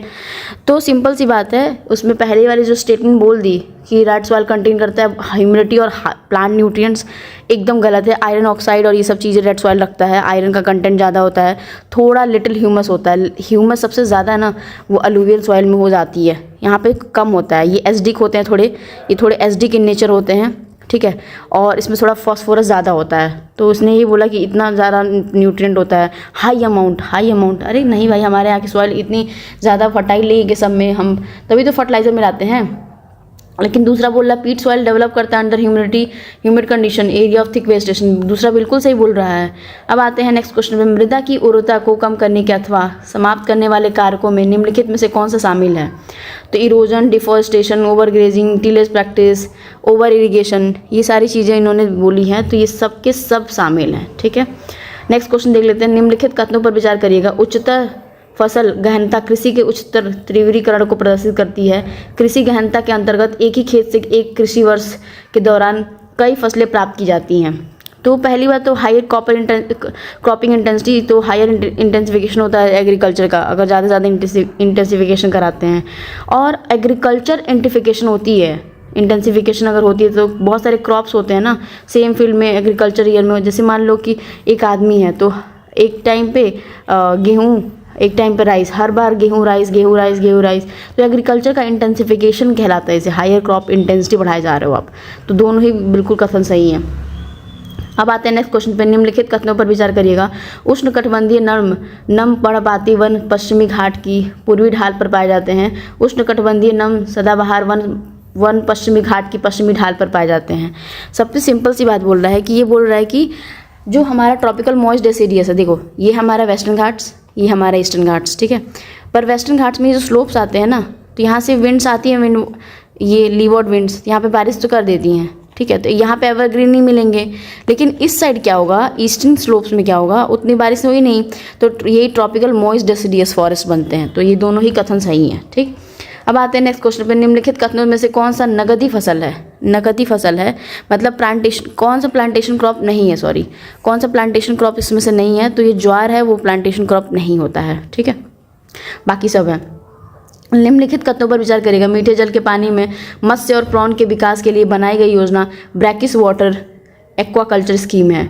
ऊर्जा संकट को दूर करने के लिए पारंपरिक साधनों जैसे सौर, पवन, जैव ऊर्जा विकसित और प्रोत्साहित किया जा रहा है। सेकंड वाला स्टेटमेंट बिल्कुल सही है, पर ऊपर वाला बोला ना कि जो स्कीम जो रखी हुई मत्स्य पालन और प्रॉन के लिए, तो ब्रैकिस वाटर में ही रखा गया है, फ्रेश वाटर में नहीं रखा गया है, ब्रैकेट्स मीठे जल में नहीं रखा गया, तो सेकंड वाला सही हो जाएगा। अब आते हैं नेक्स्ट क्वेश्चन पे, सूची मिलाना है। लॉ एस्क, मैग्नीज, बॉक्साइट, स्वर्ण, कहाँ कहाँ क्या मिल रहा है ये देखना पड़ेगा। आयरन और जो है बिहार और उड़ीसा के बेल्ट में मिलती है, तो बिहार और उड़ीसा आयरन और। मैग्नीज कहाँ मिलती है? आंध्र प्रदेश में ज़्यादा मिलती है। बॉक्साइट का एरिया कौन सा है? तो मध्य प्रदेश। स्वर्ण कर्नाटका। अगर हम स्वर्ण ही मारते D का 1 तो हमारे पास 2 ऑप्शन बन जाते। A का 4 सब में है, 3 2 में ही चेंज आता। मैग्नीज का हमें पता होना चाहिए था कि कहाँ मिलता है, बॉक्साइट भी हमें पता होना चाहिए था, ठीक है। तो हमारा मैग्नीज है कहाँ मिलता है? आंध्र प्रदेश में, तो ये हमने गलत उस पर लिख दिया है, मैग्नीज आंध्र प्रदेश में, ठीक है। स्वर्ण कर्नाटका में, लॉ मध्य प्रदेश में, मैग्नीज आंध्र प्रदेश में। बॉक्साइट कहाँ पे है? बॉक्साइट है हमारे पास मध्य प्रदेश में। लॉ अयस्क जो है बिहार उड़ीसा बेल्ट में मिलता है, पेटी पे। तो 73 का जो हो जाएगा हमारे पास ऑप्शन हो जाएगा बी। अब आते हैं नेक्स्ट क्वेश्चन। भारत के पहाड़ी व शुष्क प्रदेशों में मृदा अपरदन की रोकथाम की जाती है, और कैसे की जाती है? टेरेस में, कंटूर प्लगिंग द गलीज बना के, ये सारी चीज़ें जो हैं वो सब के साथ की जाती हैं। अब आते हैं नेक्स्ट क्वेश्चन पे, निम्नलिखित में से कौन सा सुमेलित नहीं दिया हुआ, सही सुमेलित नहीं दिया हुआ है, या सही से सुमेलित है, सॉरी। तो पहला दे रहा तमिलनाडु, तटीय मैदान का प्रदेश, डेल्टाई क्षेत्र की कृषि और कृषि पर आधारित उद्योग या मत्स्य, ठीक है।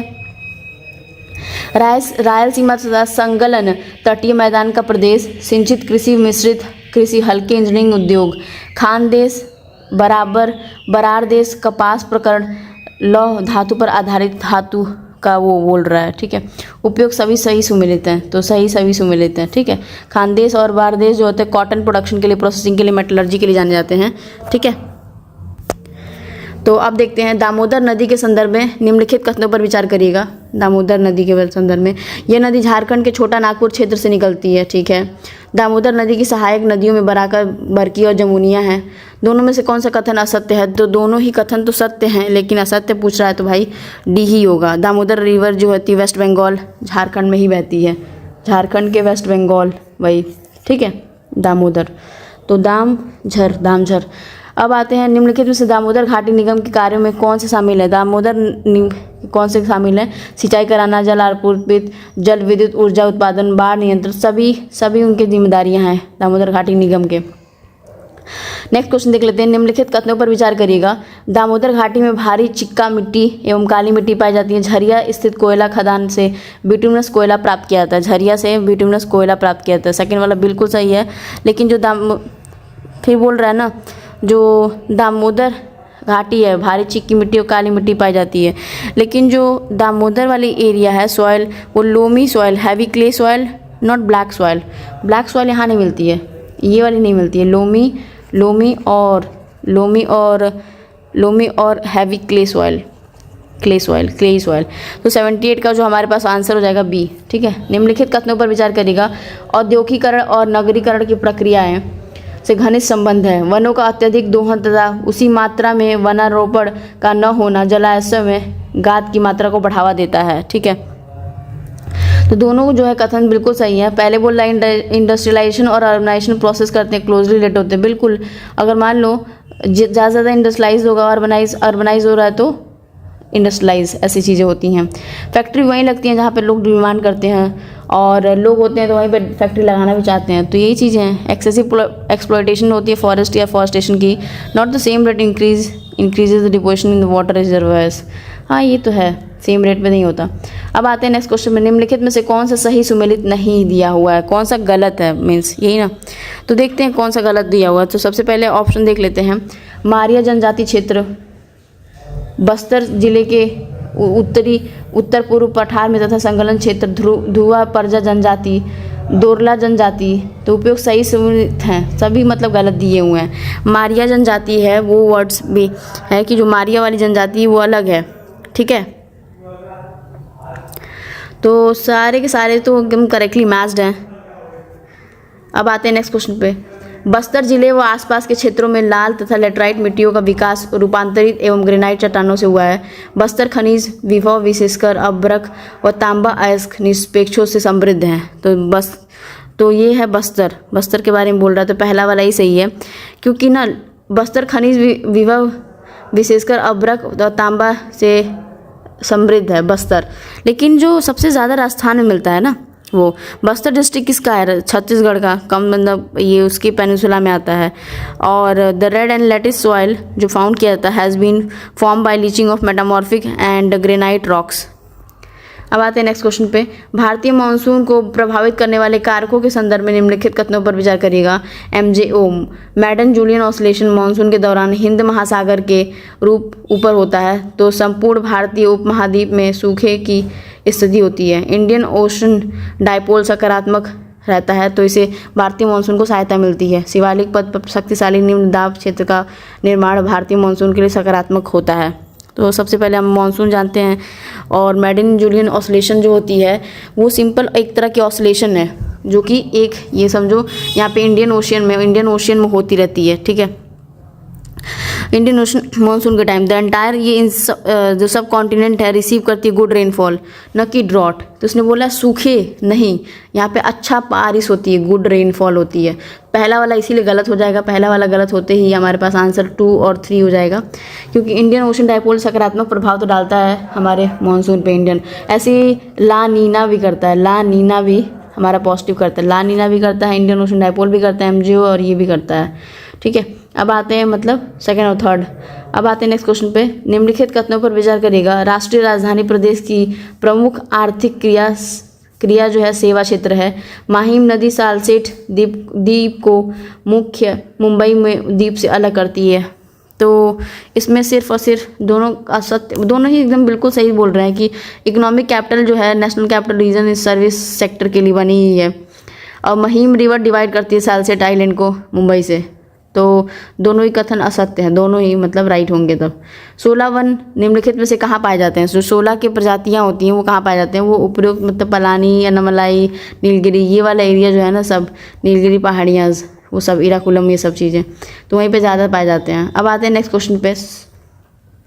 प्रमुख पतन हुआ था और राज्य मतलब मेजर पोर्ट्स कौन कौन से हैं और उनके राज्य। मार्मोगोआ जो होती है गोवा में ही है, और न्यू मैंगलोर जो है कर्नाटका में है, न्यू मैंगलोर कर्नाटका में है, ठीक है। तूतीकोरन याद था तमिलनाडु में, तूतीकोरन तमिलनाडु में है। विशाखापट्टनम तो है हमारे, विशाखापट्टनम आंध्र प्रदेश। एक मिनट, तूतीकोरन तमिलनाडु और ये हो गए हमारे आंध्र प्रदेश, विशाखापट्टनम आंध्र प्रदेश, ठीक है। ये किसको नहीं पता होगा, तो 85 का हो जाएगा B। अब आते हैं नेक्स्ट क्वेश्चन पे। अगर एक सीधी रेखा में राजस्थान से नागालैंड की यात्रा करें तो निम्नलिखित में से नदियों में किस नदी को पार नहीं किया जा सकता? कौन सी नदी जो आएगी पार नहीं किया जा सकता? तो ये सिंधु नदी है। चंबल सिंध का बेटा कौन ऊपर रहती है ना, इसलिए नहीं कर पाएगा। हिमालय पर्वतमाला की निम्नलिखित प्रमुख चोटियाँ को पूर्व से पश्चिम की ओर लगाएं, ठीक है। सबसे पहले कंचनजंगा आती है, फिर मकालू, फिर एवरेस्ट, फिर धौलागिरी, नंदा देवी और कामेत। तो हमारे पास ए जो ऑप्शन है वही सही हो जाएगा, ठीक है। अब आते हैं नेक्स्ट क्वेश्चन पे। बृहद हिमालयाज, पीर पंजाल, जास्कर श्रेणी, लद्दाख, ये सारे दिए हुए हैं और उनके जो है पासेस दिए हैं। ग्रेट हिमालयाज जो होता है जो जिला पास होता है, ठीक है। पीर पंजाल जो है बस बनिहाला पास है। जास्कर है फोटूला और खारदुमला। लद्दाख जो है खारदुमला और यहाँ पे जो है खारदुमला हो गया, ये जो लद्दाख वाली है। और हमारी जो जास्कर वाली रेंज है फोटूला कहते हैं उसे, फोटूला, ठीक है। तो हमारे पास 2 और 3 is right answer. Banihal, Zanskar Banihal से इसी से निकलती है। 2 और 3 किसी को भी आपत्ति नहीं है, तो 2 और 3 सारा सही है, ठीक है। उसमें से बोल रहा चयन कीजिए। बृहद हिमालय जो जिला पास के लिए है, बृहद हिमालय जो हमारे जो जिला पास के लिए है, ठीक है। ग्रेट हिमालयास वही बोल रहा है ना, ग्रेट हिमालयास। पीर पंजाल बनिहाल के लिए है तो गलत हो गया। पीर पंजाल जो है फोटूला के लिए नहीं है, बिहार के लिए हो तुम, ठीक है। पीर पंजाल बनिहाल नॉट बिहार, सॉरी बनिहाल है। एक मिनट रुक जाइए प्लीज़। सबसे पहले ग्रेटर हिमालयाज है तो जो जिला पास है, सिंपल सी बात है। हिमालय पे जो बाज रहता है उसका पंजा बहुत नुकीला है, ऐसे याद किया था हमने। और पीर पंजाल है बनिहाल, तो पीर पंजाल बनिहाल में है। और जास्कर जो रेंज है, जास्कर जो भी है वो फोटूला पे है। तो जास्कर जो है फोटूला, ठीक है। और लद्दाख जो श्रेणी है वो खारदुमला पे है। लद्दाख कहीं है तो खारदुमला पे है। यही है। तो हमारे पास 88 का जो आंसर हो जाएगा ए। 2 and 3 नहीं, एक मिनट, जो जिला है पीर पंजाल बनी फोटुला, ये गलत हुए ना बस दोनों।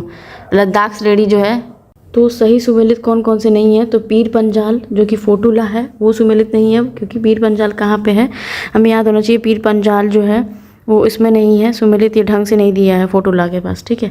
वो बनिहार जास्कर वाला है, फोटोला एक्सचेंज कर दिया है, और हमारे पास 2 और 3 राइट नहीं है, और ये पूछा है कि कौन सा सही नहीं है, इसलिए हमारा 2 और 3 हो जाएगा।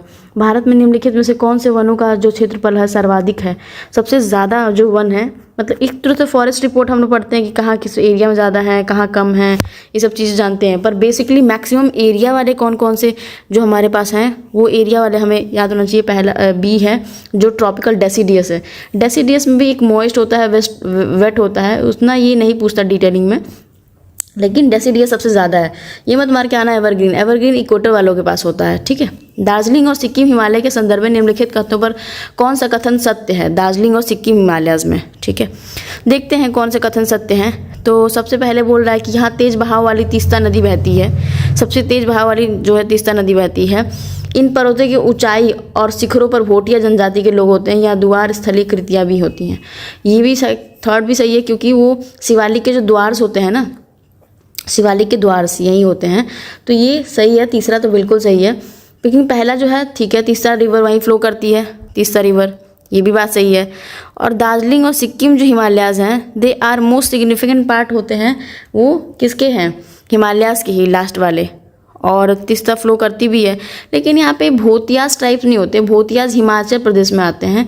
यहाँ पे जो सिक्किम है लेप्चा ट्राइब, बहुत बार पूछा जा चुका है, लेप्चा ट्राइब आती है, तो सेकंड वाला गलत हो जाएगा। First and 3 will be the right answer. Yamuna नदी के निम्नलिखित सहायक नदियाँ पश्चिम से पूर्व के क्रम में व्यवस्थित करनी है, तो चंबल सिंध का बेटा कौन, एक तरह का वो है ट्रिक होता है, चंबल सिंध का बेटा कौन, बेटा कौन, तो ये 2 3 4, तो चंबल पहले आएगी 3, चंबल सिंध 3 4, सिंध का बेटा चंबल सिंध का बेटा कौन, ठीक है। तो हमारे पास 91 का हो जाएगा बी, ठीक है। अब आते हैं नेक्स्ट क्वेश्चन पे। दक्कन के पठार में संदर्भ में निम्नलिखित कथनों पर विचार करेगा। दक्कन का जो पठार होता है उसके लिए देखते हैं क्या विचार कर रहा है। बोल रहा है पूर्वी घाट की तुलना में पश्चिमी घाट ऊंचे और अवरित हैं। पश्चिमी घाट की ऊंचाई उत्तर से दक्षिण की तरफ घटती जाती है। प्रायद्वीपीय पठार की सबसे ऊंची चोटी अनाई मुड़ी पश्चिमी घाट में ही स्थित है, ठीक है। तो सबसे पहले हम देखेंगे कि कौन कौन से स्टेटमेंट ये सही बोल रहा है। पूर्वी घाट की तुलना में पश्चिमी घाट ऊंचे अवतरित पे हैं, ये मतलब वेस्टर्न घाट्स हैं, ये ईस्टर्न घाट्स हैं। बोल रहा है कि वेस्टर्न घाट कंपेरेटिवली हायर हैं, ये वाले ऊंचे उठे होते हैं, ये बात बिल्कुल सही है। वेस्टर्न घाट थोड़े से ऊपर होते हैं और ये कंटिन्यूअस में आते हैं ऐसे। ईस्टर्न घाट थोड़े ब्रेक डाउन में होते हैं ईस्टर्न घाट से, ठीक है। तो पहला स्टेटमेंट बिल्कुल सही हो जाएगा। और फिर बोल रहा है पश्चिमी घाट की ऊंचाई उत्तर दक्षिण की तरफ घटती है, तो मतलब बोल रहा है जो पश्चिमी घाट है ये वाली, वो उत्तर से दक्षिण की ओर घटती है, ठीक है।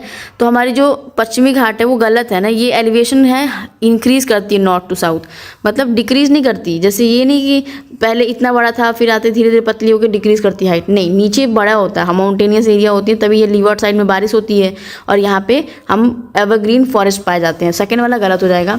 प्रायद्वीपीय पठार की सबसे ऊँची चोटी अनाई मुड़ी पश्चिमी घाट में है, बिल्कुल अनाई मुड़ी जो है पश्चिमी घाट में है। और जो अनाई मुड़ी हायर पेनिसुला है, और एक और कन्फ्यूज़ करता है, नीलगिरी का जो होता है दोदा बेटा होता है, ठीक है। तो 92 का हो जाएगा ए। मेघालय के पठार में संदर्भ में निम्नलिखित कथनों में से कौन सा सही है, मेघालय के पठार में कौन सा सही दिया। मेघालय के पठार कोयला, लोहा, सिलिमेनाइट, चूने के पत्थर तथा यूरेनियम जैसे खनिज पदार्थों का भंडार है। इस क्षेत्र में अधिकांश वर्षा दक्षिण पश्चिम मानसून से होती है। तो ये बात दोनों ही सही दिए हुए हैं कि हमारी जो अधिकांश वर्षा होती है वो साउथ वेस्ट मानसून से तो आता है, इधर ही से तो आता है, जो हमारा अरेबियन पेनिनसुला की तरफ से। और मेघालय के पठार में लोहा सारे के भंडार मिलते हैं। जो अगर बोले ना कि नॉर्थ ईस्ट में ये भंडार मिलते हैं, बिल्कुल मिलते हैं, बस हम वहाँ पे हमारे पास इतनी पॉसिबिलिटी नहीं है कि हम उसको ड्रेन आउट कर सकें, निकलवा सकें, लेकिन मिलते बहुत ज़्यादा है क्योंकि वो डेक्कन प्लेट्यू के ही पार्ट है, कार्बी एंगलोंग और ये सब एरियाज, ठीक है। तो 1 और 2 से दोनों सही हो जाएगा। पश्चिमी घाट के संदर्भ में निम्नलिखित कथनों पर विचार करिएगा। इसका पश्चिमी ढलान मंद तथा पूर्वी ढलान तीव्र है। पश्चिमी घाट से निकलकर अरब सागर में गिरने वाली नदियाँ तीव्रगामी होती हैं। पश्चिमी घाट दक्षिणी में पूर्वी घाट से मिलकर एक पर्वतीय घाट बनाता है। तो वेस्टर्न घाट के संदर्भ में सारी बातें बोल रहा है, ठीक है। बोल रहा है इसका पश्चिमी ढलान जो है मंद तथा पूर्वी ढलान तीव्र है। ये गलत स्टेटमेंट दिया कि वेस्टर्न स्लोप्स होती है माइल्ड है और ईस्टर्न स्लोप्स शार्प है। नहीं, ये वाली जो एरिया है ना, ये वाली ये शार्प होती है, तभी तो ये शार्प होती है, ये माइल्ड होती है, तभी आराम आराम से सारी जो रिवर्स होती हैं इधर फ्लो करती हैं। यहाँ पे एकदम तेज़ी से जाती हैं, इसीलिए यहाँ डेल्टा का फॉर्मेशन नहीं हो पाता है, एस्चुरीज बनाती है ना फिर, ठीक है, डेल्टा उधर बनाती हैं।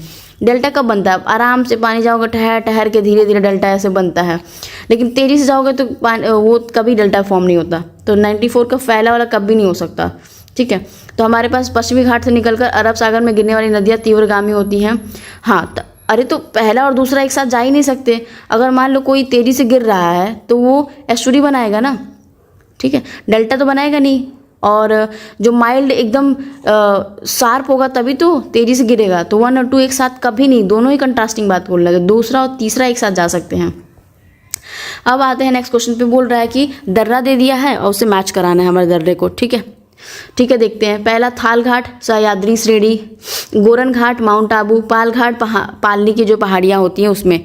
तो पहला जो है थाल घाट जो है लोकेटेड सह्याद्री रेंज में, क्योंकि हाँ थाल घाट वहीं है वेस्टर्न घाट्स में ही, और महाराष्ट्र वाले एरिया में है ताल घाट, बाल घाट और नीचे पाल घाट है। गोरन घाट है लोकेट करता है माउंट आबू में, ये भी सही है। लेकिन जो पाल घाट है ना, पलानी जो पाल घाट है वो पाल घाट सिचुएट करता है नीलगिरी में, पलक्कड़ पास में, पाल घाट में नहीं पलक्कड़ में, ठीक है। तो तीसरा जो है गलत हो जाएगा, तो एक और दूसरा ही सही हो जाएगा। पालनी की पहाड़ियाँ में नहीं, पलक्कड़ याद रखना, पलक्कड़ पलक्कड़, ये बहुत बार पूछ सकता है क्योंकि बार बार यही पूछता था, थाल घाट, बोल घाट, घोर घाट, ये सब चीज़ें अब जाके नॉर्मली पूछ रहा है अंदर से। यह भारतीय प्रायद्वीप की सर्वोच्च चोटियों में से एक है जिसकी ऊंचाई 1714 मीटर है। इसके ढलानों में द्रविड़ की मूल की जनजातियाँ रहती हैं। वनों के काटने व जलाने के इनकी वन संपदा को भारी हानि हुई है। तो ये पुष्पगिरी के जो लोग हैं उनके ही हैं। निम्नलिखित कथनों पर विचार करिएगा। बोल रहा कश्मीरी हिमालय जाफरन की खेती के लिए प्रसिद्ध है। हाँ, कश्मीरी हिमालय जाफरन की खेती मतलब केसर की खेती के लिए प्रसिद्ध है। और फोटुला दर्रा लद्दाख श्रेणी में स्थित है। तो पहला वाला सही है। अभी हम फोटुला दर्रा के बारे में बात करके आए। इंपॉर्टेंट पास होते हैं वहाँ पे, जो जिला है, ग्रेटर हिमालयाज है, एक बनिहाल है, पीर पंजाल है। तो फोटुला जास्कर में है। कहाँ पे है? जास्कर। ऊपर अभी देख के आए हैं। तो जाके फोटुला, तो जाके फोटोला, तो जो तुजा और फोटोला एक ट्रिक होती है, तो उसे याद कर सकते हैं। तो सेकंड वाला गलत, तो पहला वाला सही हो जाएगा। प्रायद्वीपीय पठार के मतलब पेनिनसुला प्लेट्यू के बारे में विचार करेगा। इस पठार के अनेक हिस्से भू उत्कान और निमज्जन, भ्रंशन तथा विभंग निर्माण प्रक्रिया के अनेक पुनर्वर्ती दौर से गुजरे हैं। इसकी जो ऊंचाई है पूर्व से पश्चिम की ओर जाने पर कमी आती है। यह पठार त्रिकोणीय आकार वाला फटा भूखंड है। फटा भूखंड है, ठीक है। तो 1 और 3 दोनों ही स्टेटमेंट बिल्कुल सही बोल रहा है। सेकंड वाला क्यों गलत हुआ है? देखो, पेनिनसुला प्लेट्यू हमें पता है थोड़ा सा ऊंचा उठा हुआ है, ठीक है। तो उसकी ऊंचाई जो पूर्व से पश्चिम की ओर जाने पर कमी आती है, ये गलत दिया हुआ है स्टेटमेंट। इसकी जो ऊंचाई होती है ईस्ट से वेस्ट है, वो बढ़ती है, इंक्रीज करती है। ये बोल रहा है कि पूरब से पश्चिम घटती है, नहीं बढ़ती है, ठीक है। नीचे तब जाके ढलान, तो इमेजिन करो कैसे स्लोप जाती हैं, तब जाके उधर सारी नदियाँ गिरती हैं, ब्राह्मणी और ये सब। तटीय मैदान में संदर्भ में निम्नलिखित कथनों पर विचार करेगा। पश्चिमी तटीय मैदान मध्य में संकीर्ण तथा उत्तर और दक्षिण में चौड़े होते हैं। पश्चिमी तटीय मैदान की तुलना में पूर्वी तटीय मैदान जो होती है वो ज़्यादा चौड़ा है, ठीक है। तो सबसे सिंपल सी बात है, ये बोल रहा है कौन से कथन असत्य है तो दोनों सत्य। जो वेस्टर्न कोस्टल प्लेन्स हैं, यहाँ की जो प्लेन्स होती हैं वो नैरो और मिडिल होती हैं, and broad in the north and south. यहाँ पे नैरो और मिडिल होती हैं और नॉर्थ साउथ में थोड़े ब्रॉड हो जाते हैं, ठीक है। ईस्टर्न कोस्टल प्लेन होते हैं वो वाइडर होते हैं। ये वाइड होते हैं, भले ही कंटिन्यूअस नहीं हुए पर वाइड होते हैं। एटलीस्ट वाइड तो होते हैं क्योंकि वो डेल्टा फॉर्म करते हैं, ठीक है। ये वाले कंटिन्यूअस नहीं होते, ये हाइटेड होते हैं। ये आराम से नीचे स्लोप्स की डाउन होती हैं, हाइट उनकी कम होती है, लेकिन कंटिन्यूअस नहीं होते हैं पर डेल्टा फॉर्म करते हैं, ठीक है। तो 99 का हमारे पास डी, दोनों ही स्टेटमेंट बिल्कुल सही थे पर असत्य उसने पूछा है। अब आते हैं नेक्स्ट क्वेश्चन में। निम्नलिखित युग्मों पर विचार करिएगा। माउंट सैडल, माउंट डिओवोली, माउंट क्योब, तो कहाँ पे है? तो माउंट सैडल है नॉर्थ अंडमान में, जो कि सैडल पॉइंट पीक पॉइंट है। माउंट डिओवोली है मिडिल अंडमान में, तो दक्षिणी में नहीं है, मिडिल अंडमान में है। माउंट कोयोब जो है वो साउथ अंडमान में है, कोयोब। तो कोयो मतलब खोया हुआ आदमी, तो खोया हुआ आदमी हमेशा साउथ में मिलता है, तो ऐसे याद कर सकते हो, सिर्फ और सिर्फ पहला हो जाएगा। तो चलिए नेक्स्ट क्वेश्चन देख लेते हैं, क्या बोल रहा है। निम्नलिखित कथनों पर विचार कीजिएगा। एक अपवाह द्रोणी को दूसरे से अलग करने वाली सीमा को जल विभाजक कहते हैं। नदी द्रोणी एवं जल संभार एकता के परिचायक होते हैं। मतलब बोल रहा है कि जो बाउंड्री सेपरेट करती है एक ड्रेनेज बेसिन को दूसरे ड्रेनेज बेसिन से, तो उसको वाटर शेड कहते हैं। सिंपल सी बात है, वाटर शेड उसे कहते हैं कि जब भी छोटी नदियाँ होती हैं उन दोनों के बीच की जो एक बेसिन होती है उसको कहते हैं ड्रेनेज, ठीक है। अरे मतलब वाटर शेड इसके लिए, पर बड़ी नदी के लिए वो रिवर बेसिन कैचमेंट एरिया कहलाती है, ठीक है। तो दोनों स्टेटमेंट बिल्कुल सही है, क्योंकि नदी द्रोणी एवं जल संभार एकता के परिचायक ही होते हैं। तो 1 और 2 दोनों आंसर सही हो जाएंगे। अब आते हैं नेक्स्ट क्वेश्चन पर। निम्नलिखित नदियों पर विचार करिएगा। सिंध, बेतवा, रिंद, सेंगर, कवर्णा, इनमें से कौन सी हैं जो यमुना नदी की सहायक नदियां हैं। तो हम सहायक नदियां जो यमुना नदी की होती हैं वो सारी की सारी यहाँ की सहायक नदियां हैं। वरुणा, सेंगर, रिंद, बेतवा, ये सारी चीज़ें, ठीक है। फिर रिंद पे रिहान डैम भी तो है, ये भी याद कर लीजिएगा। फिर 103 देख लेते हैं। निम्नलिखित कथनों पर विचार करिएगा। दक्षिण भारत की नदियों के बहाव की प्रवृत्ति वर्षा द्वारा नियंत्रित होती है। गंगा नदी में अधिकतम जल प्रवाह जनवरी से जून अवधि के दौरान ही होता है। तो देखो, गंगा नदी में जनवरी से जून क्यों होगा भाई, जब हमारे पास मानसून आएगा सितंबर तक, यही जुलाई से सितंबर तक, तब न गंगा नदी में ज़्यादा प्रवाह होगा। तो सेकंड वाला गलत हो जाएगा। तो हमारे पास आंसर हो जाएगा पहला ही सही है। दक्षिण भारत की नदियों का बहाव प्रवृत्ति वर्षा द्वारा नियंत्रित ही होता है, क्योंकि वो हिमालयन एंडसेंट वो रिवर्स नहीं है जो कि हिमालयन रिवर्स होती हैं, ठीक है, ऊपर से ग्लेशियर्स वाली। निम्नलिखित राज्यों पर विचार करिएगा। गुजरात, झारखंड, बिहार, उड़ीसा किसमें से कर्क रेखा होकर गुजरती है। तो इसका एक ट्रिक है। ट्रिक क्या है, मित्र पर गमछा, गमछा झार, झार, ठीक है। तो झार में मित्र मतलब एक होता है मिजोरम, ठीक है, त्रिपुरा, पश्चिम बंगाल, राजस्थान, गुजरात, मध्य प्रदेश, छत्तीसगढ़, झारखंड, बस, ठीक है। तो इस पे होती है, तो हमारे पास बिहार से गुजरती नहीं है और उड़ीसा पे नहीं गुजरती है। तो 1 2 का 5 हमारे पास आंसर हो जाएगा। अब आते हैं नेक्स्ट क्वेश्चन पे। जलोढ़ मृदा के संदर्भ में निम्नलिखित कथनों पर विचार करिएगा। यह निष्पेक्षित मृदाएं हैं जिन्हें नदियों और सरिताओं ने वाहित तथा निष्पेक्षित किया है। इन मिट्टियों में नाइट्रोजन, फास्फोरस तथा वनस्पति के अंश की कमी के बावजूद यह बड़ी उपजाऊ होती हैं। इसमें गहन कृषि की जाती है, इसमें गहन कृषि की जाती है, तो ठीक है। तो इसमें सबसे इंपॉर्टेंट है कि हाँ, गहन कृषि की जाती है। एलुवियल सॉइल बहुत ज़्यादा फर्टाइल होती हैं। तो सारे स्टेटमेंट बिल्कुल सही हैं। और ये लैक होता है नाइट्रोजन में, ये बात सही है, क्योंकि मोस्टली हमारे इंडियन सॉइल लैक होते हैं नाइट्रोजन में, सबसे ज़्यादा नहीं होते। फॉस्फोरस थोड़े थोड़े होते हैं, किसी में होंगे किसी में नहीं होंगे, डिपेंड करता है, पर नाइट्रोजन में सब में लैक होते हैं। अब आते हैं नेक्स्ट क्वेश्चन में। निम्नलिखित राज्यों पर विचार करिएगा। महाराष्ट्र, आंध्र प्रदेश, तेलंगाना, उपयुक्त राज्यों में से किनमें से उष्णकटिबंधीय शुष्क वन पाए जाते हैं। तो कौन कौन से राज्य में पाए जाते हैं, लगभग सब में पाए जाते हैं। और जो ट्रॉपिकल ड्राई फॉरेस्ट होती है ना, ये महाराष्ट्र, आंध्र प्रदेश, तेलंगाना सब में होती है, ठीक। अब आते हैं, शहर दे दिया है और जलवायु प्रदेश दिया है, ठीक। दिल्ली, पटना, कोलकाता, ये सब चीज़ें, ठीक। तो देखते हैं सबसे पहले क्या बोल रहा है ये कि दिल्ली, तो मध्य वर्षा का प्रदेश है दिल्ली, अच्छा ठीक है, मान लेते। पटना क्या होता है कि मध्यवर्ती संक्रमण प्रदेश है, मतलब इंटरमीडिएट में आता है। कोलकाता में सामान्य वर्षा होती है, गलत है भाई। कोलकाता में पता है ना तुम्हें, ये बे ऑफ बंगाल के साइड में है, बारिश अच्छी खासी होती है वहाँ पे। तो तीसरा गलत हो जाएगा, 1 और 2 विल द राइट आंसर। अब आते हैं नेक्स्ट क्वेश्चन पे। निम्नलिखित कथनों पर विचार करेगा, राज्यों पर विचार करेगा, मतलब तमिलनाडु, कर्नाटक, केरल और आंध्र प्रदेश, इनमें से कौन सी राज्यों के बीच कावेरी नदी जल विवाद चल रहा है। कावेरी नदी जो वाटर डिस्प्यूट है, वो जबकि फेमस वाटर डिस्प्यूट है सब में। तो आंध्र प्रदेश में नहीं होता, तमिलनाडु, कर्नाटक और केरल में इनकी बॉर्डर टचिंग होती है। तो 1 2 का 3 जो होगा उनमें सब में होता है। मोस्ट ऑफ द ये सारी तमिलनाडु, कर्नाटक, केरल और पुडुचेरी की वजह से ये सब में होता है, ठीक, कावेरी डिस्प्यूट्स का, क्योंकि उसमें पानी भर जाता है मानसून के टाइम, और ज़्यादा ओवरफ्लो फ्लड करने लगती है, ठीक है। अब आते हैं नेक्स्ट क्वेश्चन पे। नदी घाटी परियोजना और नदी, बगलीहार, दंतीवाड़ा, नागार्जुन, तो कौन से पे परियोजना सही है। बगलीहार चेनाब रिवर पे है, झेलम पे नहीं है। तो बगल में कौन है, बगल में चेना है। छेना मतलब छेना इज स्वीट्स, एक काइंड ऑफ स्वीट होती है, स्वीट्स होती हैं वो खाने वाले। तो बगल में छेना है। तो दंतीवाड़ क्या है, बनास, ठीक है, दांत है बनास के, ठीक है। नागार्जुन जो है कृष्णा रिवर पे है। तो हमारे पास आंसर जो हो जाएगा C, 2 और 3 will be right answer. Baglihar Chenab पे, झेलम पे नहीं है। गद्दी जनजाति के संदर्भ में निम्नलिखित कथनों पर विचार करेगा। यह मुख्यतः धौलाधार तथा पीर पंजाल पर्वत श्रेणियों के मध्यवर्ती क्षेत्र में स्थित नदी घाटियों एवं कटकों पर निवास करते हैं। यह चलवासी पशुचारक हैं, चलवासी पशुचारक हैं। तो इसमें असत्य कौन से हैं, तो ये दोनों ही सत्य हैं, तो असत्य कोई नहीं हो सकता। गद्दी जो जनजाति होती है हिमाचल प्रदेश की जनजाति होती है, भूतियाज एंड गद्दीज, जम्मू एंड कश्मीर की सॉरी, गद्दीज जो होती हैं, जो गद्दी ट्राइब होती हैं वो धौलाधार रेंज में हिमाचल प्रदेश की ही होती हैं, हाँ हिमाचल प्रदेश पे ही होती हैं। और गद्दीज और भूतियाज ऑफ हिमाचल प्रदेश ये सारी, ठीक है। और ये नोमैडिक कैटल हर्डर्स होते हैं, तो पता चल जाएगा। तो दोनों ही सत्य हैं, तो असत्य पूछा है तो दोनों ही नहीं होंगे। तब जनजाति और उसके निवास क्षेत्र, अबोर, चकमा, उरेली। तो सबसे बड़ा अबोर जो होती है अरुणाचल प्रदेश में होती है, सबसे सही बात है। चकना जो होती है त्रिपुरा में है, बिल्कुल सही है। उरेली महाराष्ट्र में नहीं हो, केरला में है। उरेली इज इन केरला, ठीक है। तो हमारा आंसर 1 और 2 हो जाएगा। अब आते हैं नेक्स्ट क्वेश्चन पर। निम्नलिखित कथनों पर विचार करिएगा।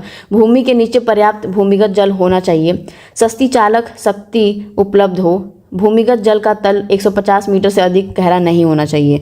इसके लिए उपयुक्त आदर्श दशाएं सिंचाई के किस संसाधन के लिए अनुकूल हैं? कौन से संसाधन के अनुकूल हैं? तो ये नलकूप के लिए है, ट्यूबवेल के लिए, और ट्यूबवेल उत्तर प्रदेश सबसे ज़्यादा टॉप पे है, ठीक है।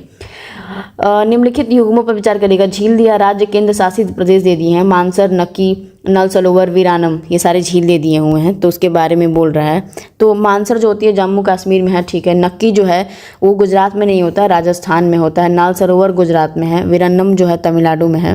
तो हमारे पास आंसर हो जाएगा सिर्फ और सिर्फ 2 और 3, जो सही सुमेलित नहीं दिया हुआ है। ताम्रपानी नदी है, उसके संदर्भ में निम्नलिखित कथनों पर विचार करेगा। इसका उद्गम पलानी हिल्स से होता है।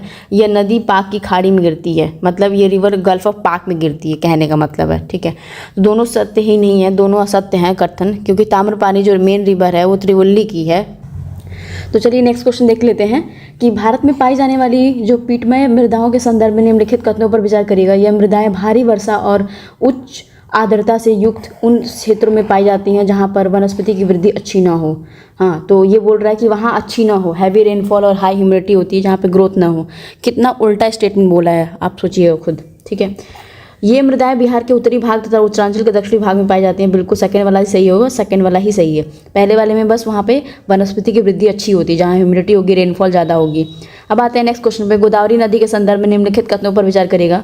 इस नदी का उद्गम ब्रह्मगिरी पहाड़ी से होता है। ब्रह्मगिरी से सिर्फ और सिर्फ एक ही निकलती है। आप बताइएगा कमेंट बॉक्स में। प्राणहिता और मंजरा इसकी प्रमुख सहायक नदियाँ हैं। यह सदृश प्रपात की रचना करती है, एक ब्यूटीफुल वाटरफॉल की भी रचना करती है। तो इसमें हो जाएगा 2 और 3 सही है। यहाँ पे जो ब्रह्मगिरी इसने लिखा है, त्र्यंबकेश्वर की पहाड़ियों से निकलती है। ये कहाँ से निकलती है? नासिक डिस्ट्रिक्ट, त्र्यंबकेश्वर की पहाड़ियों से। ब्रह्मगिरी से ये नहीं निकलती है, कृष्णा निकलती है। अब आते हैं नेक्स्ट क्वेश्चन पर। निम्नलिखित कथनों पर विचार करेगा। भारत में सोने के निक्षेप बहुत कम है, मतलब हमारे गोल्ड डिपॉजिट्स हैं बहुत कम है। कर्नाटक में स्थित कोलार जो सोने की खान है वो संसार की सबसे गहरी खान है। नहीं, ये साउथ अफ्रीका में एक खान है, साउथ अफ्रीका में वो सबसे गहरी खान है, वो सबसे ज़्यादा गहरी खान है। तो पहला वाला सही हो जाएगा। हमारे यहाँ गोल्ड डिपॉजिट्स बहुत कम है। निम्नलिखित युग्मों पर विचार करिएगा। स्थानांतरित कृषि मतलब शिफ्टिंग एग्रीकल्चर, और राज्य कहाँ का? पामाडी, ठीक है। तो पामाडी कहाँ पे? शिफ्टिंग एग्रीकल्चर्स की बात कर रहा है, तो पामाडी उड़ीसा, ठीक है। कुरुआ झारखंड, बेबर मध्य प्रदेश। तीनों स्टेटमेंट बिल्कुल सही है, और तीनों जो शिफ्टिंग एग्रीकल्चर और राज्य मैच कर रहा है। तटीय मैदान जो है और अवस्थित बोल रहा है कि उत्कल किसके किसके बीच में है, नॉर्मल चीज़ है। उत्कल जो है वो सुवर्ण रेखा जो रिवर होती है, स्वर्ण रेखा, सुवर्ण रेखा और महानदी के बीच में होती है। तो ब्राह्मणी और महानदी के बीच में नहीं, उत्कल है। जो नॉर्दर्न सरकार होती है वो महानदी और कृष्णा के बीच में होती है, बिल्कुल सही है। कोरोमंडल जो है वो होती है कृष्णा रिवर और कन्याकुमारी के बीच में, तो बिल्कुल सही है। 2 और 3 विल द राइट आंसर, तो हमारे पास आंसर सी हो जाएगा। नेक्स्ट क्वेश्चन देख लेते हैं। निम्नलिखित नदियों पर विचार करिएगा। गोदावरी, कृष्णा, कावेरी उपरोक्त नदियों में किस अपवाह प्रतिरूप के उदाहरण हैं? मतलब कौन से अपवाह प्रतिरूप के उदाहरण हैं? तो ये सब्सिक्वेंट होती है, परवर्ती रिवर्स होती हैं, ठीक है। अभ्रक के संदर्भ में निम्नलिखित कथनों पर विचार करेगा। यह अत्यंत हल्की खनिज है जो आग्नेय तथा उपांतरिक चट्टानों से परतों के रूप में पाया जाता है। बायोटाइट सबसे उत्तम किस्म का अभ्रक होता है, ठीक है। तो सबसे सिंपल है, पहला वाला ही सही है, क्योंकि वो ये लाइट मटेरियल होता है माइका जो होती है, और बायोटाइट जो होती है इसके उत्तम अभ्रक नहीं होता है। बायोटाइट कुछ अलग होता है। बायोटाइट होता है पिंक, लाइट पिंक होती है कलर की, लाइट पिंक कलर की होती है बायोटाइट, ठीक है। तो सेकंड वाला गलत हो जाएगा, क्योंकि ये जो है जो अभ्रक वाइट माइका होती है, बेस्ट टाइप ऑफ माइका होती है, वो अलग होती है, ठीक है। वो एक तरह का मस्कोविटा माइका कहते हैं या रूबी माइका कहते हैं। वो best kind of Ruby mica जो होती है, रूबी माइका वो होती है सबसे बेस्ट काइंड ऑफ, ये नहीं होती है। पहला ही सही हो जाएगा तब। लूनी नदी के संदर्भ में निम्नलिखित कथनों पर विचार करिएगा। लूनी नदी के बारे में, इसका उद्गम अरावली श्रेणी से होता है। यह नदी बलतोरा के नीचे खारी हो जाती है तथा दक्षिण की ओर कच्छ की दलभूमि में जाकर समाप्त हो जाती है। ठीक है, तो ये दोनों स्टेटमेंट कौन सा, ये दोनों बिल्कुल सही हैं कि वो अरावली की श्रेणी से होता है या बलतोरा के नीचे खारी हो जाती है और बाद में जाके वो समाप्त हो जाती है। होता है ना कि गायब हो जाना, डिसअपियर हो जाना, तो दोनों बिल्कुल सही हैं। तो असत्य पूछ रहा है तो न तो 1 न तो 2, ये दोनों ही गलत हैं असत्य में। ठीक है, अब आते हैं टेक्टोनिक्स झील के लेके कि इसका निर्माण पृथ्वी के भूपटल में हुए दरार एवं भ्रंश के कारण होता है। सो मोरिरी और पैंगोंग सो झील इसके प्रसिद्ध उदाहरण हैं। तो 123 में ये दोनों स्टेटमेंट बिल्कुल सही हैं। इसका निर्माण इसी तरह होता है, जो क्रैक्स एंड फॉल्ट्स होते हैं अर्थ क्रस्ट में, इसकी वजह से होता है। तो 1 2 विल द राइट आंसर। अब आते हैं नेक्स्ट क्वेश्चन पर। निम्नलिखित युग्मों पर विचार करिएगा। तो अब देखा है, जलप्रपात दिया है और राज्य दिया है। पालनी हिमाचल प्रदेश, कुंचिकुला कर्नाटक, हुंड्रू छत्तीसगढ़। तो 124 में जो हमारे पास है पहला वाला पलानी जो है सुमिलित बोल रहा है, हिमाचल प्रदेश, कुंचिकुला कर्नाटक में दिया है। जो हुंड्रू जो हमारी जलप्रपात है ना हुंड्रू, तो ये इसमें नहीं है। हुंड्रू जो होती है झारखंड, रांची झारखंड। ठीक है, झारखंड में है, झारखंड में। तो 1 and 2 will the right answer. निम्नलिखित कथनों पर विचार करेगा। भारत उत्तर पश्चिम और उत्तर पूर्व में अपृष्ठ पर्वतों से घिरा हुआ है। कर्क रेखा मध्य प्रदेश और उत्तर प्रदेश के बीच में राज्यों से होकर गुजरती है। तो हमारे पास कौन सा सही है? तो ये दोनों ही गलत हो रहे हैं। क्यों? क्योंकि देखो, कर्क रेखा के बारे में हमें पता है, मित्र पर गमछा झार, मित्र पर गमछा झार एक ट्रिक होती है। उत्तर प्रदेश उसमें नहीं आता, मध्य प्रदेश भले ही में आता हो। भारत उत्तर पश्चिम और उत्तर प्रदेश में अपशिष्ट पर्वतों से घिरा हुआ है। जो हमारा इंडिया सराउंड कर रहा है west mountain terrains in the north west and the east में, तो ये गलत दिया हुआ स्टेटमेंट। ठीक है, तो इंडिया सराउंड करता है न्यू फोल्ड माउंटेन से, फोल्डेड माउंटेन से। ठीक है, नॉर्थ वेस्ट और नॉर्थ ईस्ट दोनों तरफ में ही। भारत के साथ सीमा साझा करने वाले देशों के सीमा की जो लंबाई होती है उसके हिसाब से हमें क्रोनोलॉजिकल ऑर्डर में लगाना है। तो देख लेते हैं। सबसे पहले हमारे पास होता है पाकिस्तान, भूटान, नेपाल और म्यांमार। ठीक है, तो इसका ऑर्डर जो है लेंथ ऑफ दिस कि सबसे ज़्यादा छोटा तो अफगानिस्तान होता है, वो तो हमें भी पता है। फिर भूटान है, म्यांमार है, ये सब चीज़ें हैं। तो हमारे इस हिसाब से जो बी हो जाएगा आंसर हमारे पास सही हो जाएगा। निम्नलिखित में से कौन सा राज्य पूर्णतः हिमालय क्षेत्रों के अंतर्गत आते हैं? कौन से सब पूर्णतः आते हैं? तो जम्मू एंड कश्मीर, हिमाचल प्रदेश पूर्णतः हिमालयी क्षेत्रों में ही आते हैं। ठीक है, और जो हिमाचल प्रदेश जो लास्ट में उत्तराखंड है वो नहीं आता है। जम्मू कश्मीर हो गया, जम्मू एंड कश्मीर देखो कौन कौन से आते हैं। जम्मू एंड कश्मीर हो गया, हिमाचल प्रदेश, सिक्किम हो गया, अरुणाचल प्रदेश हो गया, ये पूरा कंप्लीटली हिमालयन रीजन में फॉल करते हैं। ठीक है, उत्तराखंड हिमालयन रीजन में फॉल करता है कुछ पार्ट, सारा पार्ट नहीं कह सकते, कुछ तो नॉर्दर्न प्लेन्स में कवर करता है ना, तो इसलिए हम पूरी श्योरिटी से नहीं कह सकते कि उत्तराखंड पूरा करता है। प्रायद्वीपीय पठार के संदर्भ में निम्नलिखित कथनों पर विचार करिएगा। यहाँ प्री कैम्ब्रियन काल से लेकर क्वाटरनी काल की चट्टानें पाई जाती हैं। भारत का यह भाग ब्लॉक भ्रंश से प्रभावित है। ठीक है, तो ये चीज़ हो, दोनों ही स्टेटमेंट बिल्कुल सही है। प्री कैम्ब्रियल जो होती हैं वो यही क्वाटरनी चट्टानों से ही पाई जाती हैं। इन चट्टानों का निर्माण तप्त मैग्मा के ठंडा होने पर फलस्वरूप हुआ है। अत्यधिक रूपांतरण के कारण इनका मौलिक रूप नष्ट हो चुका है, मतलब वो फंडामेंटल है वो नष्ट हो चुका है। ये जीवाश्म रहित होते हैं। ठीक है, साथ ही में चट्टानों पूर्ण रूप से रवेदार होती है। तो किसके बारे में ये बात कर रहा है? तो ये होती है आर्कियन रॉक्स, जो सबसे पहले आई थी आर्कियन रॉक्स, क्योंकि इसमें फॉसिल्स जमा नहीं हो पाए थे और इनका जो मौलिक रूप है वो नष्ट भी हो चुका है। अब आते हैं नेक्स्ट क्वेश्चन पे। भारत भ्रमण के दौरान आपको निम्नलिखित में से किन क्षेत्रों में विंध्याक्रम की चट्टानें देखने को मिल सकती हैं? भारत भ्रमण अगर करते हैं तो कौन सी जो होती हैं विंध्यास की मिल सकती हैं? तो हमारे पास सोन नदी की जो घाटी सेमरी श्रेणी में होती है, भीमा नदी घाटी भीमा श्रेणी में होती है। मालदा जो भ्रंश की होती है वो नहीं होगी, मालदाज नहीं होंगी, क्योंकि वो सिर्फ विंध्यास के बारे में बात कर रहा है। ठीक है, वो सिर्फ और सिर्फ विंध्यास के बारे में बात कर रहा है। तो ऊपर वाले में विंध्यास हो गई, सतपुराज हो गई, उसके बीच में हमारी नर्मदा भी तो फ्लो करती है, तो मालदा गैप के बारे में बात ही नहीं कर रहा है। ठीक है, निम्नलिखित में से कौन सी पर्वत श्रेणियाँ ट्रांस हिमालय के अंतर्गत शामिल होती हैं? तो देखते हैं, नाग टिब्बा, पीर पंजाल और जास्कर ट्रांस हिमालय की बात कर रहा है, तो सिर्फ और सिर्फ जास्कर होता है, क्योंकि नाग टिब्बा उत्तराखंड वाले में है, पीर पंजाल भी नहीं करता है। कौन कौन से होते हैं देखो ट्रांस में? काराकोरम, लद्दाख, जास्कर। कलेजा पार वाले में पार नहीं है, कलेजा है। ठीक है, अब आते हैं, इसका मतलब हमारे पास आंसर 3 हो जाएगा, केवल 3। निम्नलिखित युग्मों में से कौन सा सही सुमेलित है? संगम और मिलने वाली नदियाँ, कर्णप्रयाग, रुद्रप्रयाग, विष्णुप्रयाग। तो इसमें सिंपल सी बात है, कर्णप्रयाग पिंडार गंगा के लिए और अलकनंदा होती है। जो रुद्रप्रयाग होता है मंदाकिनी और अलकनंदा होती है। विष्णुप्रयाग जो होती है विष्णुप्रयाग में धौली गंगा और अलकनंदा होती है। तो तीसरा गलत हो जाएगा, तो 1 2 विल द राइट आंसर। निम्नलिखित युग्मों में से कौन सा सही सुमेलित है? प्रमुख दर्रे दे दिए हैं और अवस्थित दे दिया हुआ है, ठीक है। तो जेल्पा जो होती है सिक्किम में दिया है, तो जम्मू एंड कश्मीर में नहीं। सिकंदर नाथ जलीबीला, तो उसमें जो होती है जेल्पा, और ये सिक्किम में है, ठीक है। पहला वाला गलत हो जाएगा। जब पहला वाला गलत हो जाएगा तो हमारे पास आंसर 2 होती है। पीर पंजाल जो है हिमाचल प्रदेश में दिया हुआ है, पीर पंजाल जम्मू एंड कश्मीर में होता है। तुजू जर्रा जो है वो दिया हुआ, सही दिया हुआ है, ये है मणिपुर में, तुजू, ठीक है। छिपकिला जो होते हैं हिमाचल प्रदेश में होती है। अब आते हैं, इसका मतलब हमारे पास स्टेटमेंट जो हो जाएगा तीसरा सही हो जाएगा। निम्नलिखित कथनों पर विचार करिएगा। जन्म दर को प्रति 1000 मतलब 10,000 व्यक्तियों पर जीवित जन्मों की संख्या में मापा जाता है। जीवन प्रत्याशा उन वर्षों की संख्या को कहते हैं जिसमें लगती है कि जीवन रहने की आशा की जा सकती है, उसी को जीवन की प्रत्याशा करते हैं, ठीक है। उत्प्रवास का अर्थ व्यक्ति द्वारा एक देश को छोड़ना होता है, ठीक है।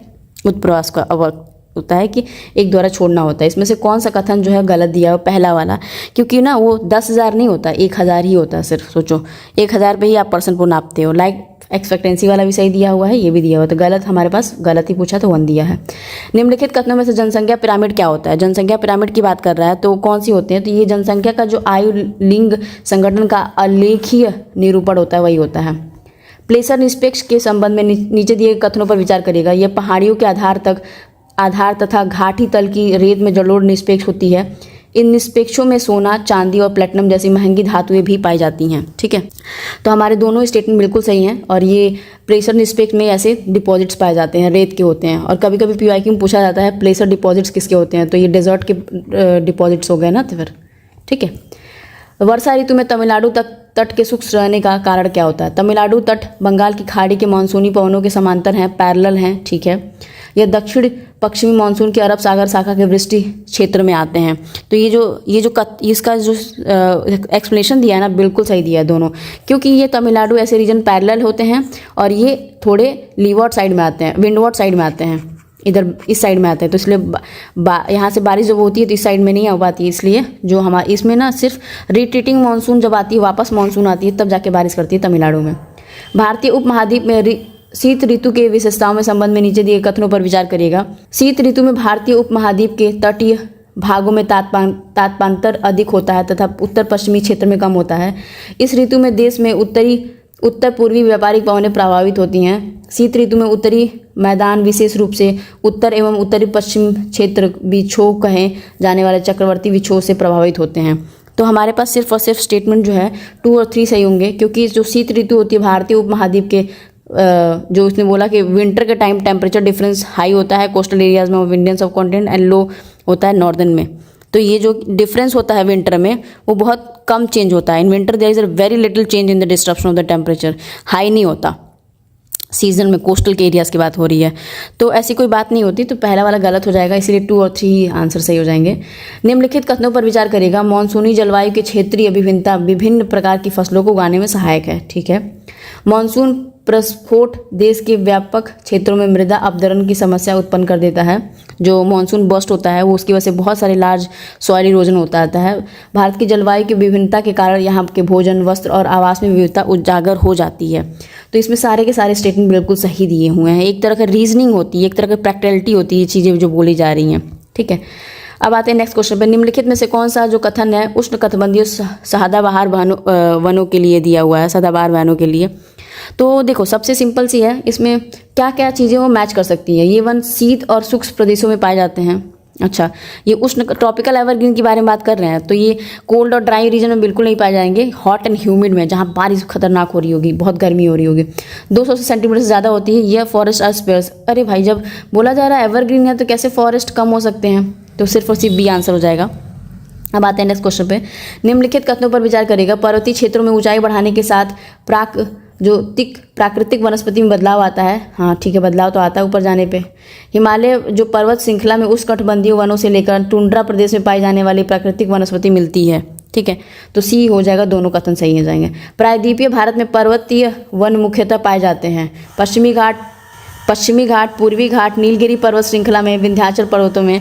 तो कहाँ कहाँ पाए जाते हैं? तो हमारे पास पहली बात पश्चिमी घाट में पाए जाते हैं, फिर नीलगिरी में पाए जाते हैं, पूर्वी घाट में नहीं पाए जाते हैं। तो 1 3 हो जाएगा, 1 3 का 4, ठीक है। अब मैंग्रोव वनों के संदर्भ में नीचे दिए गए कथनों पर विचार करिएगा। जो मैंग्रोव दिए हैं उसके बारे में बात कर रहा है, ठीक है। मैंग्रोव तटवर्ती क्षेत्र में जहाँ ज्वार भाटा आते हैं वहाँ की सबसे महत्वपूर्ण वनस्पतियाँ होती हैं मैंग्रोव्स, ठीक है। मैंग्रोव पौधे की जड़ों को पानी में डूबे हुए रहती हैं, बिल्कुल सही। ये जो हमारे इधर सुंदरबंस डेल्टास होते हैं ना, यहाँ पे बहुत ज़्यादा देखना साइक्लोन्स और आते हैं तो यहाँ पे इतनी जड़ें इनके अंदर होती हैं ताकि वो हवाएं और पानियों से वो उखाड़ नहीं पाती, इसलिए लोग बोलते हैं मैंग्रोव ज़्यादा लगाइए ताकि साइक्लोन्स और एटलीस्ट सॉइल इरोजन नहीं कराओगे। तो दोनों बिल्कुल स्टेटमेंट सही हो जाएंगे। सामाजिक वानिकी में शामिल किया जाता है शहरी वानिकी, ग्रामीण वानिकी, मरुस्थलीय वानिकी, फार्म वानिकी। तो किस में किया जाता है? सारे के सारे में नहीं किया जाता है। जो मरुस्थलीय होता है वो नहीं करते हैं, 1, 2 का 4 ही करते हैं, ठीक है। निम्नलिखित में से कौन सा कथन सत्य है? सुंदरवन जीवन मंडल निश्चय गंगा ब्रह्मपुत्र के दलदली डेल्टा पर स्थित है। जो सुंदरवन बायोस्फीयर रिजर्व से होती हैं, लोकेट करते हैं मार्शी डेल्टा गंगा ब्रह्मपुत्र में। सुंदरवन जीव मंडल निश्चय में शेर जैसी पूंछ वाले बंदर सबसे अधिक संख्या में पाए जाने वाले होते हैं। तो सिर्फ और सिर्फ पहला होगा करेक्ट होगा, क्योंकि लॉयन टेल मकाउज होते हैं हाईएस्ट नंबर ऑफ सुंदरवन में नहीं पाए जाते हैं। लॉयन टेल मकाउज होते हैं वो नीलगिरीज होती हैं, नीलगिरीज के नीचे नीलगिरीज में पाए जाते हैं बायोस्फीयर रिजर्व में, ठीक है। याद कर लीजिएगा क्योंकि लॉयन टेल मकाऊ बहुत ज़्यादा पूछता है। नीचे दिए कथनों पर विचार करेगा। बड़ी नदियों के जलग्रहण के क्षेत्र को जल संभार कहते हैं। कैचमेंट एरिया कहते हैं वाटर बड़ी रिवर को, बिल्कुल गलत। ये कहते हैं रिवर बेसिन। अभी ऊपर हम लोग पढ़ के आए हैं the area drain by the small reverse called river basin, नहीं, ये इसको कहते हैं कैचमेंट एरिया या वाटरशेड, ठीक है, वाटरशेड। नदी त्रोड़ी या जल संभर के एक भाग में परिवर्तन का प्रभाव अन्य भागों या पूर्ण क्षेत्र में देखा जा सकता है। तो ये बोल रहा है तो देखा जा सकता है, तो केवल तीसरा ही सही है, बिल्कुल उसी में चेंजेस देखे जा सकते हैं ना। अब आते हैं नेक्स्ट क्वेश्चन पे। हिमालय अपवाह तंत्र में शामिल नदियों के द्वारा निम्नलिखित में से कौन सा स्थल कृतियों का निर्माण किया जाता है? हिमालय कौन कौन सी स्थल कृतियाँ निर्माण करती हैं?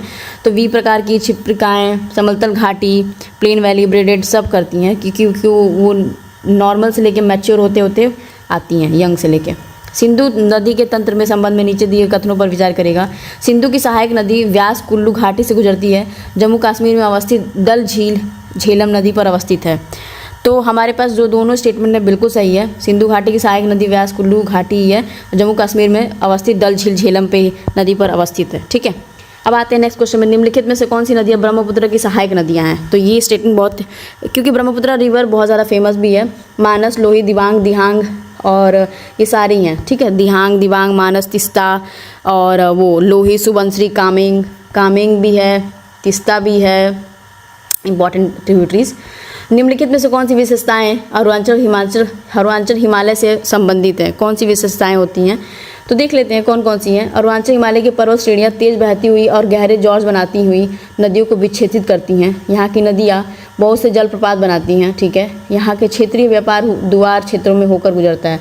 तीनों स्टेटमेंट बिल्कुल सही हैं। यह हमें पता है, सिंटैक्सल बेंडिंग और जब वो इतना तेज़ फ्लो करती है ब्रह्मपुत्र रिवर, हमें पता ही है, ठीक है। तो हमारे पास तीनों हमारे पास राइट हो जाएंगे, ठीक। और thank you so much for watching. Please do like, share and subscribe channel. Thank you.